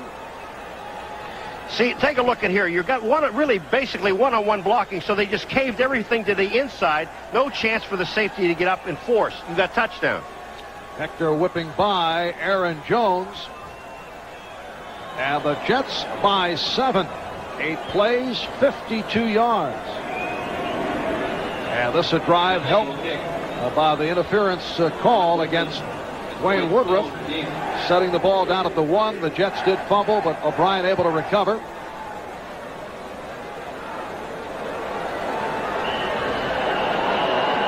And a report from the Jets that punter Joe Prokop, who was run into, is all right and will continue to punt. Returned by Woodson. Out to the 35-yard line with 1 minute left in this 3rd quarter. Steve Hammond on the stop. We're also told that nose tackle Scott Mercereau suffered a pulled hamstring, and he has a question mark for the rest of the game. I see Nichols is in there, number 77. First and 10 for the Steelers. They're on 35. Nichols with Baldwin and Lyons. First down at the 35 for Pittsburgh. And Brister again with the time, but could not find a receiver.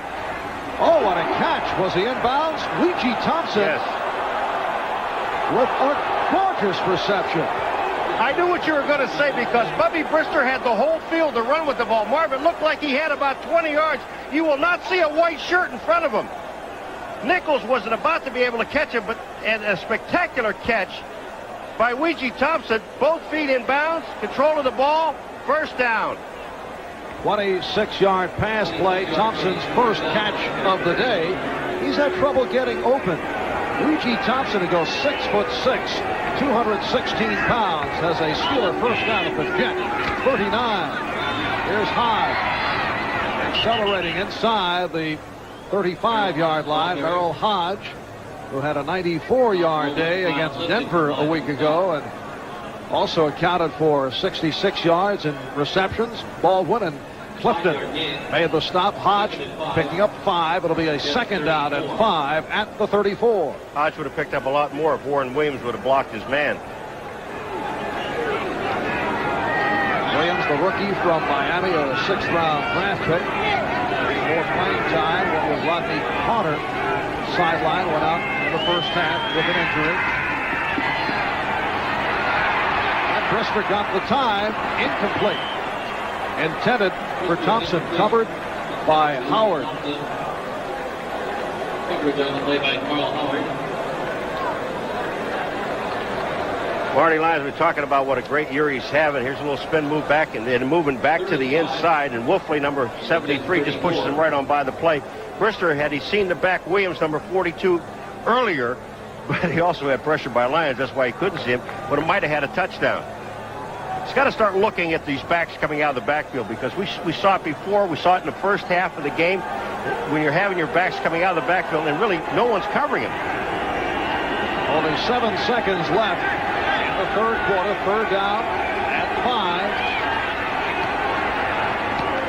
And the Steelers have a first down. Hodge on the catch and a penalty marker. Merrill Hodge working his way inside the 25. Radachowski made the tackle. Where do we have?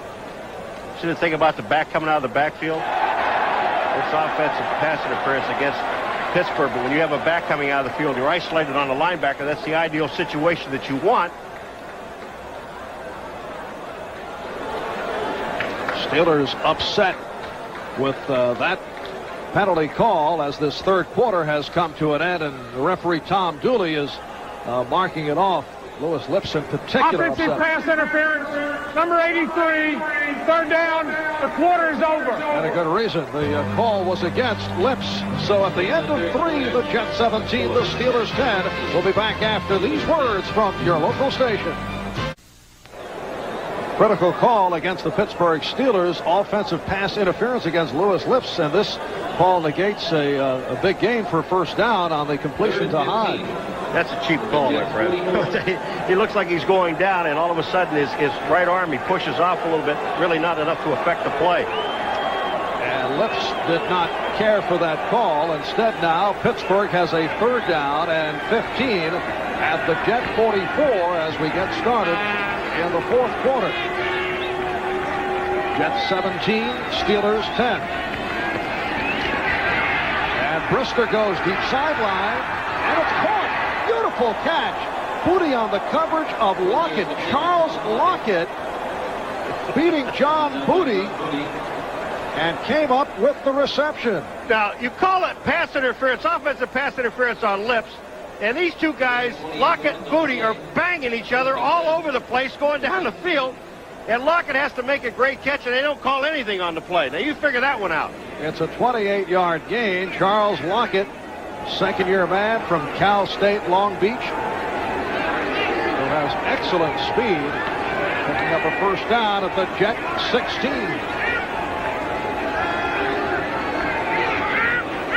Hodge with the big hole. And Hodge has another Steeler first down. Right now, let's get back to Gail Gardner at NFL Live. All right, Marvin, Cleveland, the play the Browns special teams has kept them ahead in this game. Bengals Scott Fulhage back to punt. Blocked by Frank Minifield. Herm Fontenot picks it up, rolls into the end zone. 2013 Browns. Back to Marvin Paul. All right, Gail, and it's now a 1st and goal down at the 5-yard line. Excellent blocking by the Steelers to unleash Merrill Hodge. And here is Hodge with a short pickup. Benson, the inside linebacker, on the stop. 2-yard pickup. Looking back at the 3rd quarter, the only score was right at the end of the quarter when Hector ran it in from 2 yards out. You look at those stats, Marv, who would you say would be winning at this point? I mean, without knowing the score, it's got to be Pittsburgh. It's not true. And now Pittsburgh again announcing Jim Boyle, a tackle as an eligible receiver. But first, the Steelers have called for a timeout. When we resume, it'll be a 2nd and goal from the 3. Marv Albert from Giants Stadium with 2 minutes gone by. 4th quarter, the Jets with a 7-point lead on Pittsburgh, with the Jets 2nd and goal at the 3. The Jets with 6 defensive linemen in there now for this goal line stand. Baldwin, Mercereau, Lyons, Goralchek, Nichols, and Fraze. Goralchek, recent addition to the squad. And Hodge is stopped. Nichols, number 77, on the tackle of Merrill Hodge. Stacked up by Mark Goralchek. Goralchek was also in there, number 74. I think he's the man that makes the initial stop. Goralchek, 74, just coming down the line of scrimmage, and bang, he hits Hodge there. Nichols gets on the play. That's why you have 6 defensive linemen. If you got 6 defensive linemen, the only place to go is wide. Bootleg, any kind of a bootleg. And it's now roll out. 3rd and goal from the 4. Lockett is split wide left side, Lips to the right. Pollard in motion, and a timeout call. Penalty marker is down, but it's a delay of game. Wolfley moved, number 73, and he knew it. Once you get down and your hand down on the ground, you can't pick it up again. He picked it up and tried to set. The official was right there, and then Bubby Brister tried to call timeout to save the penalty. Couldn't get away with it.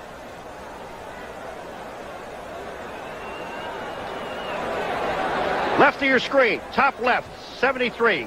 Wolfley's hand is down. Now comes up. Once he does, even though he sets, again, see he's sitting there, there's still a flag. You can't make the movement. Here comes Brister trying to call a timeout to save the penalty. First of all, he moved his foot, Brister did, to get motion by the back, and the back never moved. Disregard the flag, no foul. The timeout was called. He did save it. I saw the 40-second clock go down, plus the flag for the procedure, and he did save the penalty. But the procedure was before he called a timeout. So it will be a 3rd and goal at the 4 as we scan the scoreboard. LA Rams now in front of the New Orleans Saints. Buffalo and Green Bay into the 4th quarter. Buffalo in front 21-0. Miami now extending 17-0 on Tampa Bay. They were scoreless at the half, and Atlanta leading Philadelphia 20-10 in the 4th quarter. It has been a very low penalty game. The Jets hit with only 2 for 20 yards. Pittsburgh 5 for 62 yards. Again, Lockett left, Lips right. Hodge in the backfield. That's Williams in motion. And Brister fires. Intended for Lips. So the Jets hold off the Steelers as the field goal unit comes on. I think I would have rolled him out to get him some running room. Here comes Brister back, and Marty Lyons is finally going to get in his face. But Brister thought about running the ball. He sees the opening in the middle. I'm going to run. Oh, no, I'm not, because there's Marty Lyons all in his face, and then threw the ball away. He's lucky to get away with it. He threw it high enough that you couldn't intercept it. 21-yard attempt. Anderson hit earlier from 25. And he has done it again. That's 8 straight, 16 of 20 for the season. And the Jets now lead the Steelers 17-13. Well, back at Giant Stadium, 3 minutes into the 4th quarter, Steelers had to settle for the field goal and trailed by 4. And you take a look at the 4th quarter statistics for Pittsburgh. They haven't done badly come 4th quarter, but they've given up a lot of points. That's their best quarter as far as scoring, but it's also their worst quarter as far as giving up points. It's going to be tough. They have to stop the Jets here. And the kickoff returned by one of the upmen, Nu'u'Fa'aola, who hears the Nu'u'Fa'aola chant from the crowd. You notice that, Paul? New? Is that what they say, new? And we've received further word on Steeler defensive end Tim Johnson went out by a stretcher. They said it was a sprained back, and we're told that he's up and walking around, which is very nice news, but will not return to the action. It looked much worse when it occurred. Great. Well, the Jets now, first down from the 33-yard line. Here is Roger Vick. Nowhere to go. Hit for the loss. You want to say his name again? Hardy Nickerson and Thomas Everett combining on the stop. It has been an outstanding day for Nickerson, a second-year pro from California. He's taken over the right inside linebacker position since the departure of Robin Cole. Of course, Steelers have done a lot of shuffling in that front 7. Mike Merriweather still a holdout. Second down, 17. Vick losing 7 on the play. Briggs could not hold on. Penalty marker down in the secondary. Now, I don't know, but Griggs, it looks like offensive pass interference because Griggs pushed off. Again, you have to avoid the defensive backs. Now, that's twice on Griggs, isn't it? Number 81. No, once on Schuler, once on Griggs, and once on Lewis Lips.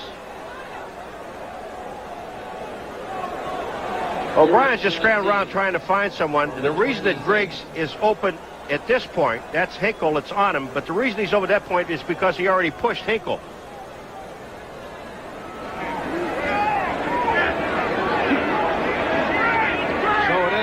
A third and 17 at the 26. 4 minutes gone by, 4th quarter. Ryan with time and fires deep downfield. That was a dangerous pass he threw in double coverage. Walker nearly came up with it, as did Woodson. Actually, it would have been as good as a punt if Woodson catches the ball and is tackled by Wesley Walker. But Walker almost comes up with the football. Look at here. Woodson misjudges it. It hits Walker in the hands. Sanchez bangs it around a little bit. But if it would have been intercepted and tackled, it was as good as a punt. And here is Prokop. Better. And Woodson had problems. And Woodson comes into today, as we mentioned earlier, as the Steelers' most valuable player, both as a cornerback and as a return man, but he has had his difficulties here today. Marion Barber made the stop.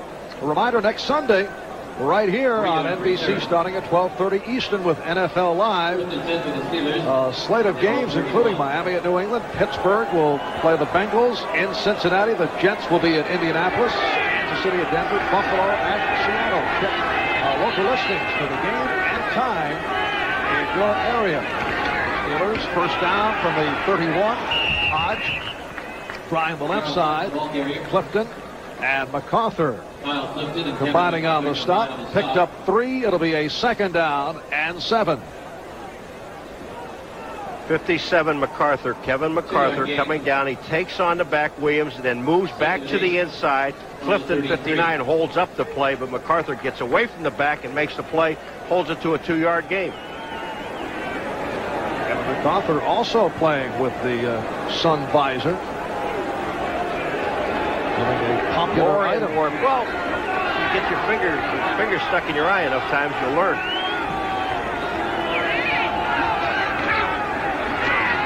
Brister with the stumbling roll and being chased by Nichols. And a leaping catch attempted by Lips, incomplete. No, they're going to call it complete. He caught it in bounds. Now, wait a minute. Now they call it no catch. Now they'll take a look at it again. Did he have control of it when it went out of bounds? Lips stopped. Just totally stopped. And then all of a sudden, Brister gets away and throws the ball. Bootleg to Brister's right. Stumbles coming out. Trips over the offensive lineman. And then gets away from Nichols and it just heaves the ball. But everyone stopped downfield. Now watch. Lips starts here. Does he have control of the ball when he comes down? He is in bounds. That is a catch. No, it isn't. Not after he knocks it out. Way to be decisive, Paul. I thought he had the ball. Would have been a 45-yard pass play, and they are checking on the instant replay under the guidance of Ralph Moorcroft. The question is right now, does he have control of the football? If he does, here, if they determine he does, then all right. Now the ball is knocked out by Humphrey, and it's just a fumble. They're really taking a hard look at this thing because he might have had control of the football. Through 8 weeks of the season, there have been 19 reversals by instant replay. That's down from last year. It's about 1 reversal every 5 games. Last year, they averaged 1 every 4 games. After further review, the play will stand as called. Reset the 45-second clock Lips to 7 did seconds. not have control of the ball, and it was inconclusive after viewing it in the booth, so they did not overturn the ruling that was made on the field. Oh, wait a minute. Now they're saying reset the 45-second clock to 7 seconds? They didn't give him enough time in the huddle. They stopped him already at the line of scrimmage. Oh, they're letting it go down. They're going to stop it at 7 seconds. Now they have 7 seconds to get the ball off. Brister telling his teammates, let's get to it. Clock running down. Down to 3. And he gets the play off. Well, Brister could not find anyone off the 3rd down and 8. Goralchuk and Nichols combining. Mark Goralchuk, recent addition to the squad, signed this week as a free agent after Phoenix had dropped him. He was a 6th-round pick of the Cardinals back in '87. Jets also took a look at one-time Miami Dolphin Doug Betters during the week. Doug Beathers just didn't have it. And you can't get rid of a young player that's going to play for you later on down the line just for 1 or 2 games. Steelers in punt formation. Here's Newsome, and it's blocked. John Booty then lost it. What a wild sequence. But the thing about it is, Booty never had control of the ball, and now it's still going to be the Jets' ball. So John Booty, a 10th round draft pick rookie out of Texas Christian with the block. The 5th time that Newsome has had a punt block. He leads the NFL. That is a dubious distinction in that department, as the Steelers, as we mentioned earlier, have had all kinds of problems blocking and snapping. It has cost them, as it has right here. It certainly has. And Booty on the right of your screen is right there. And the thing about it is that Newsome didn't know where the ball was. Now, Booty has had enough time to go ahead and pick it up. There's Booty right there. Great block. Knocks the ball back. He's thinking, I got a touchdown. I've got a touchdown. The touchdown, and loses the ball. So the Jets with a big break. Have a 1st and goal at the 7. McNeil picked up a couple. Greg Lloyd, the outside linebacker, made the stop. The Steelers have used 4 different long snappers. They've been hit by injury in that department. So the block punt setting up the Jets with just under 9 minutes remaining in this 4th quarter. It is now 2nd and goal down at the 5. The Jets leading the Steelers by the score of 17-13. Briggs in motion. Again to the ground for McNeil, and he has the touchdown.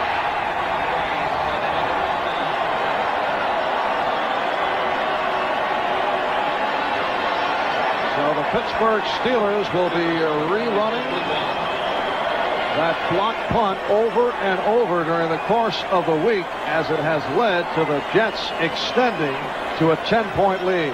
The Jets caved everybody inside, and Rod Woodson knows what it's like to have the big guard come out. Mike Haight came out and just absolutely buried Woodson.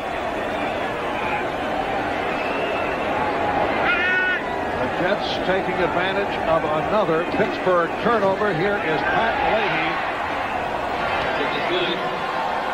And the Jets now lead it 24-13. 79. Mike Haight's going to come right down the line of scrimmage and just buries Woodson right here. Look at Woodson on his back. They caved everything to the inside. Touchdown.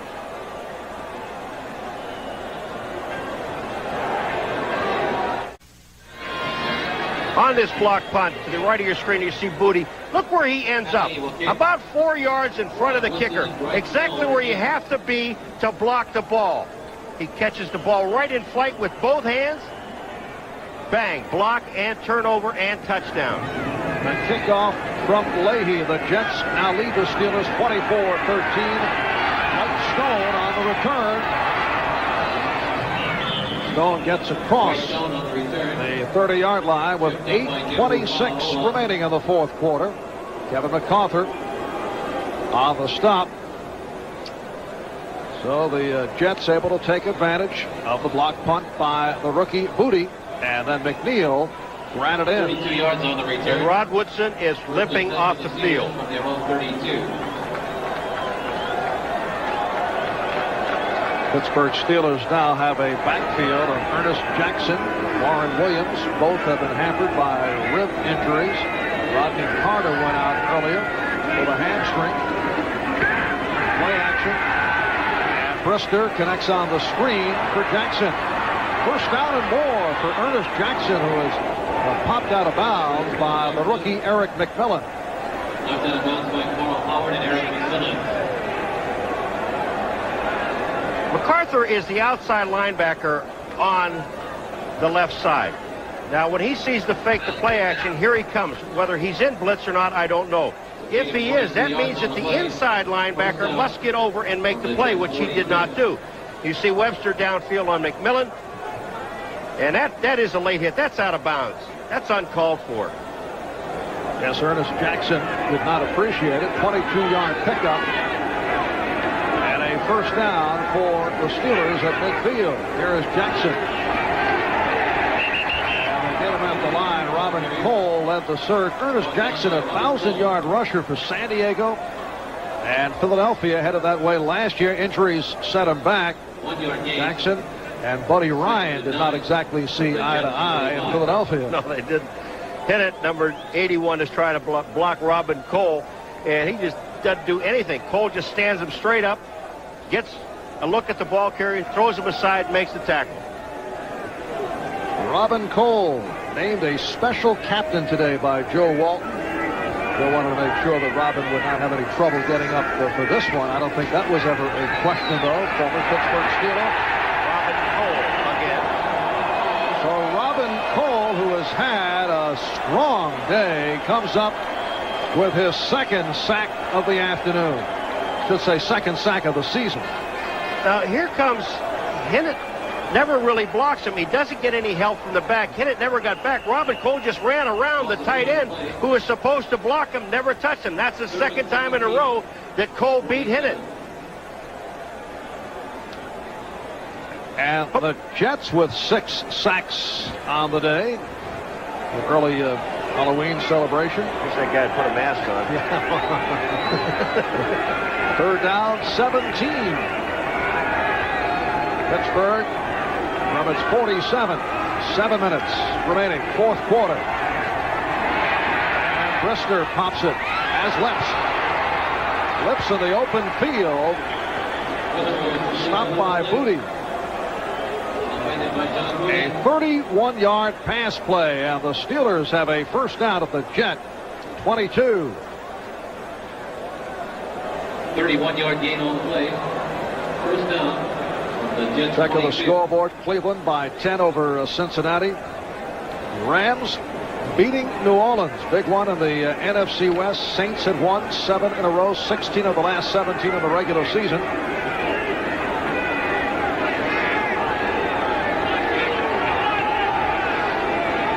.6:15 left in the fourth quarter. Brister chased by Benson and Baldwin and had nowhere to go. Just seems like every time the Brister is flushed out of that pocket and he starts to roll, the guy that's standing there is number 90, Robin Cole, and he keeps doing that pump fake, and Cole isn't taking it. He's just sitting there waiting. I'll give you 4 or 5 yards, but you won't get a first down or a touchdown. So it is a 2nd and 5 at the 17. White and Stone now checking in. He and Ernest Jackson are the running backs.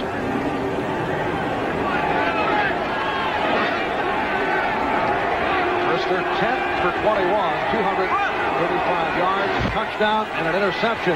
Jackson. And for the Jets, Ernest Jackson slashing home for the touchdown.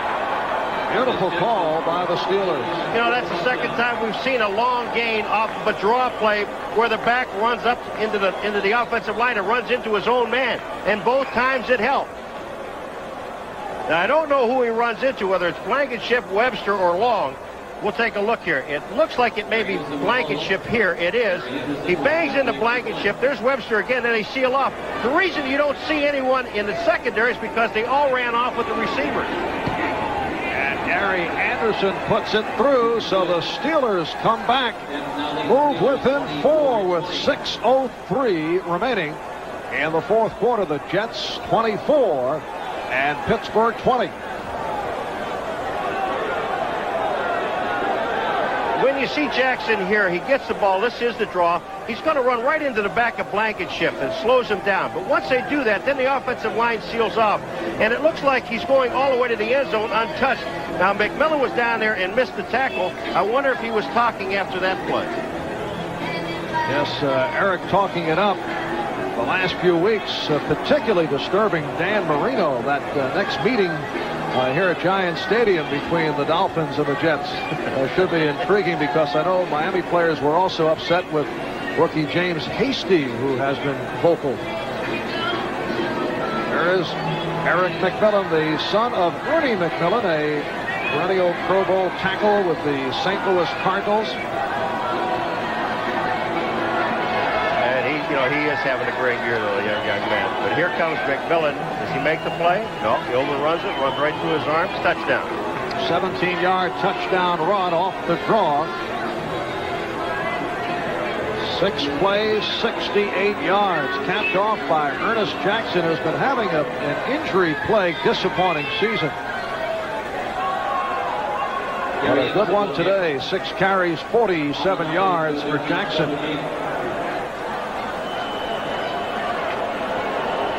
Gary Anderson will kick it off. Onside kick. No.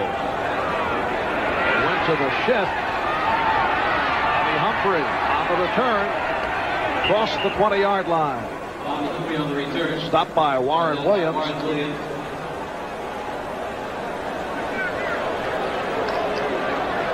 It's interesting the way you do that, an onside kick. You fake an onside kick, and what happens is that all the people that are up front playing the onside kick, the 9 guys that are up there, Marv, they kind of relax a little bit because what they're looking for is the ball coming at them. So they're really not looking at the players coming down the field. And once the ball's kicked off, it gives the advantage to the kicking team. And the Jets start from across their 20-yard line. The backfield of Freeman McNeil and Roger Vick. Walker in motion. Walker has not caught a pass today. Here's McNeil. Running it across the 25, the strong safety Cornell Gowdy made the stop. I saw Woodson walking off the field, but he is fine. He's back out on the field. It might have been just a cramp. The one problem that Pittsburgh is going to have, if they hold the Jets, is the fact that they only have 1 timeout left. Actually, they have 2. They have the 2-minute warning working for them.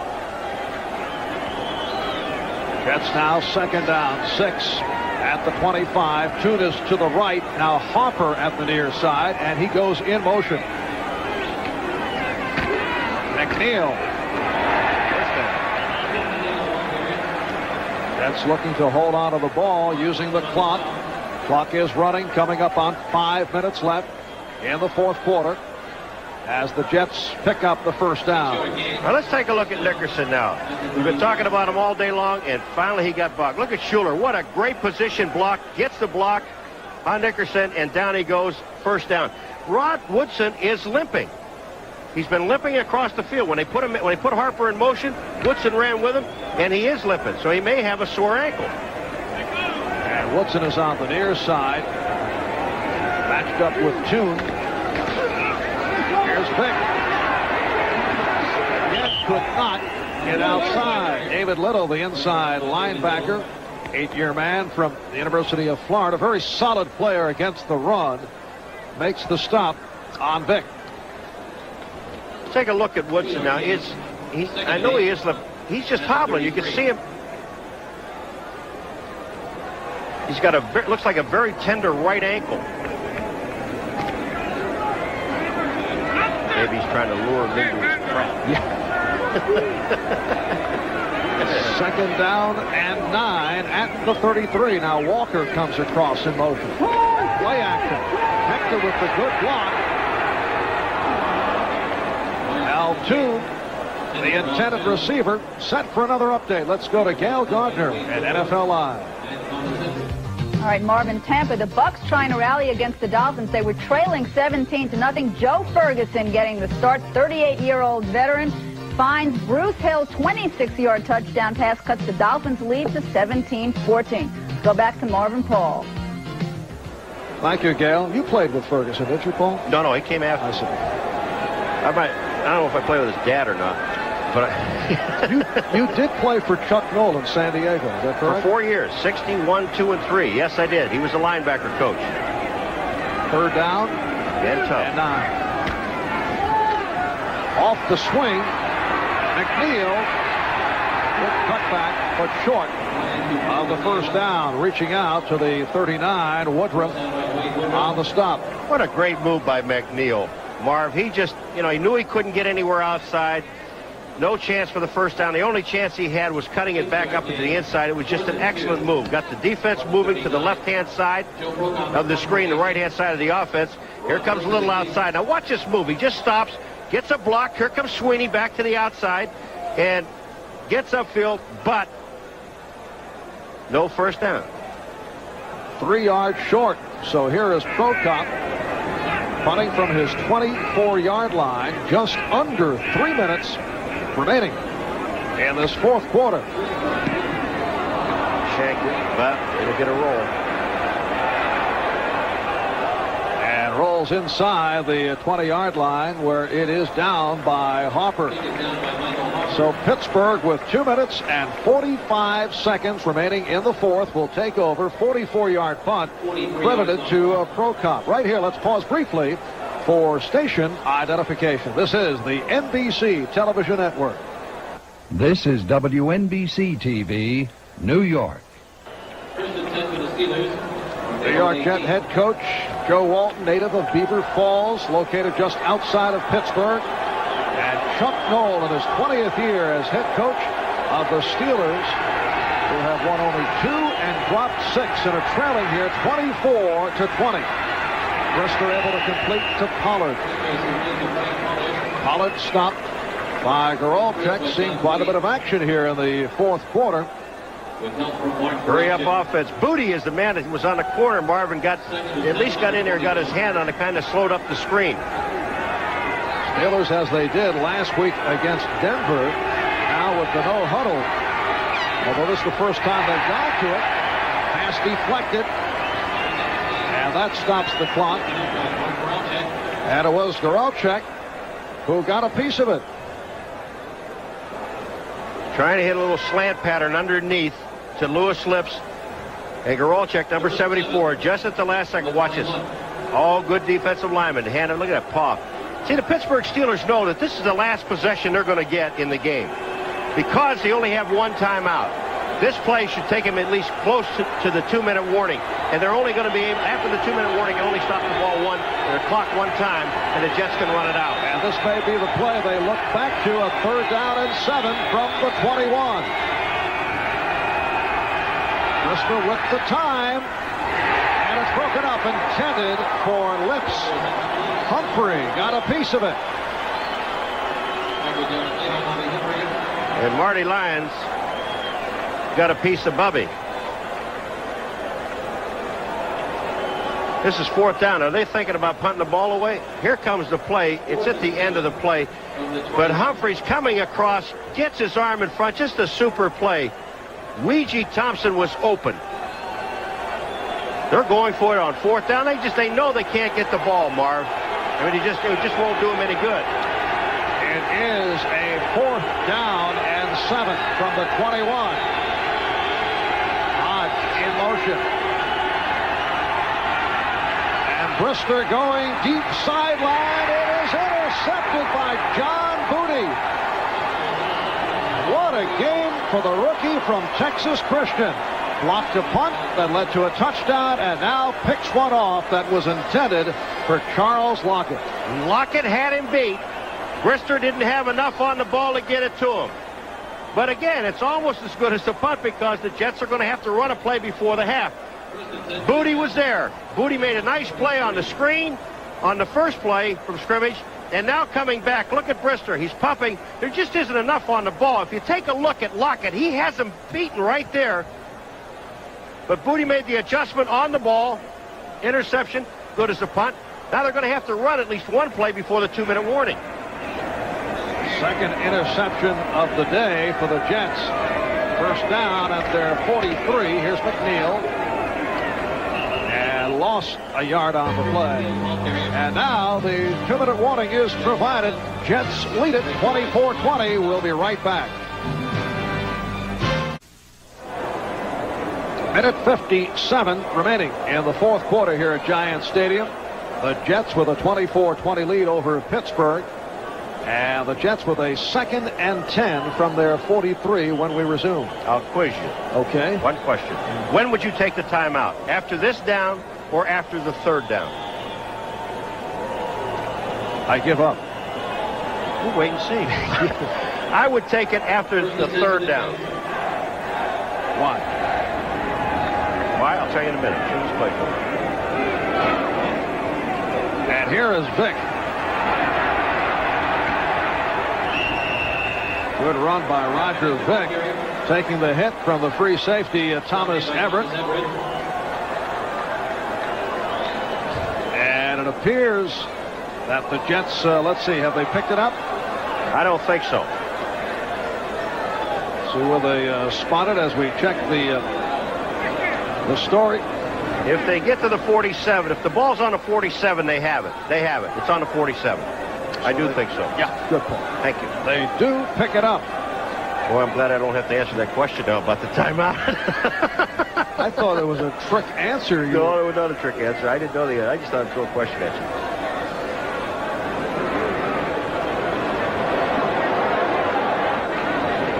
And the report card on the Steelers, Brister came out throwing and then stopped as Pittsburgh went to the running game. Brister picked off 2 times. Ernest Jackson came off the bench.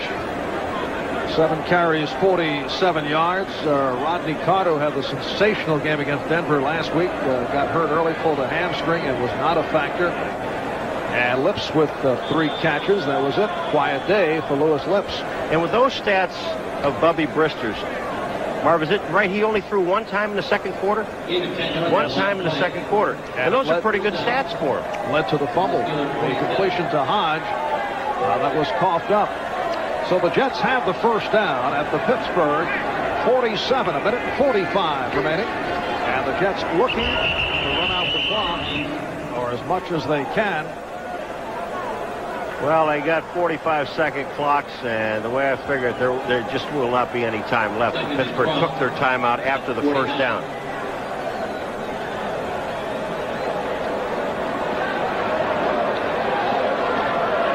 Pretty good defensive football game, because if the Jets on 3 touchdowns were all after turnovers.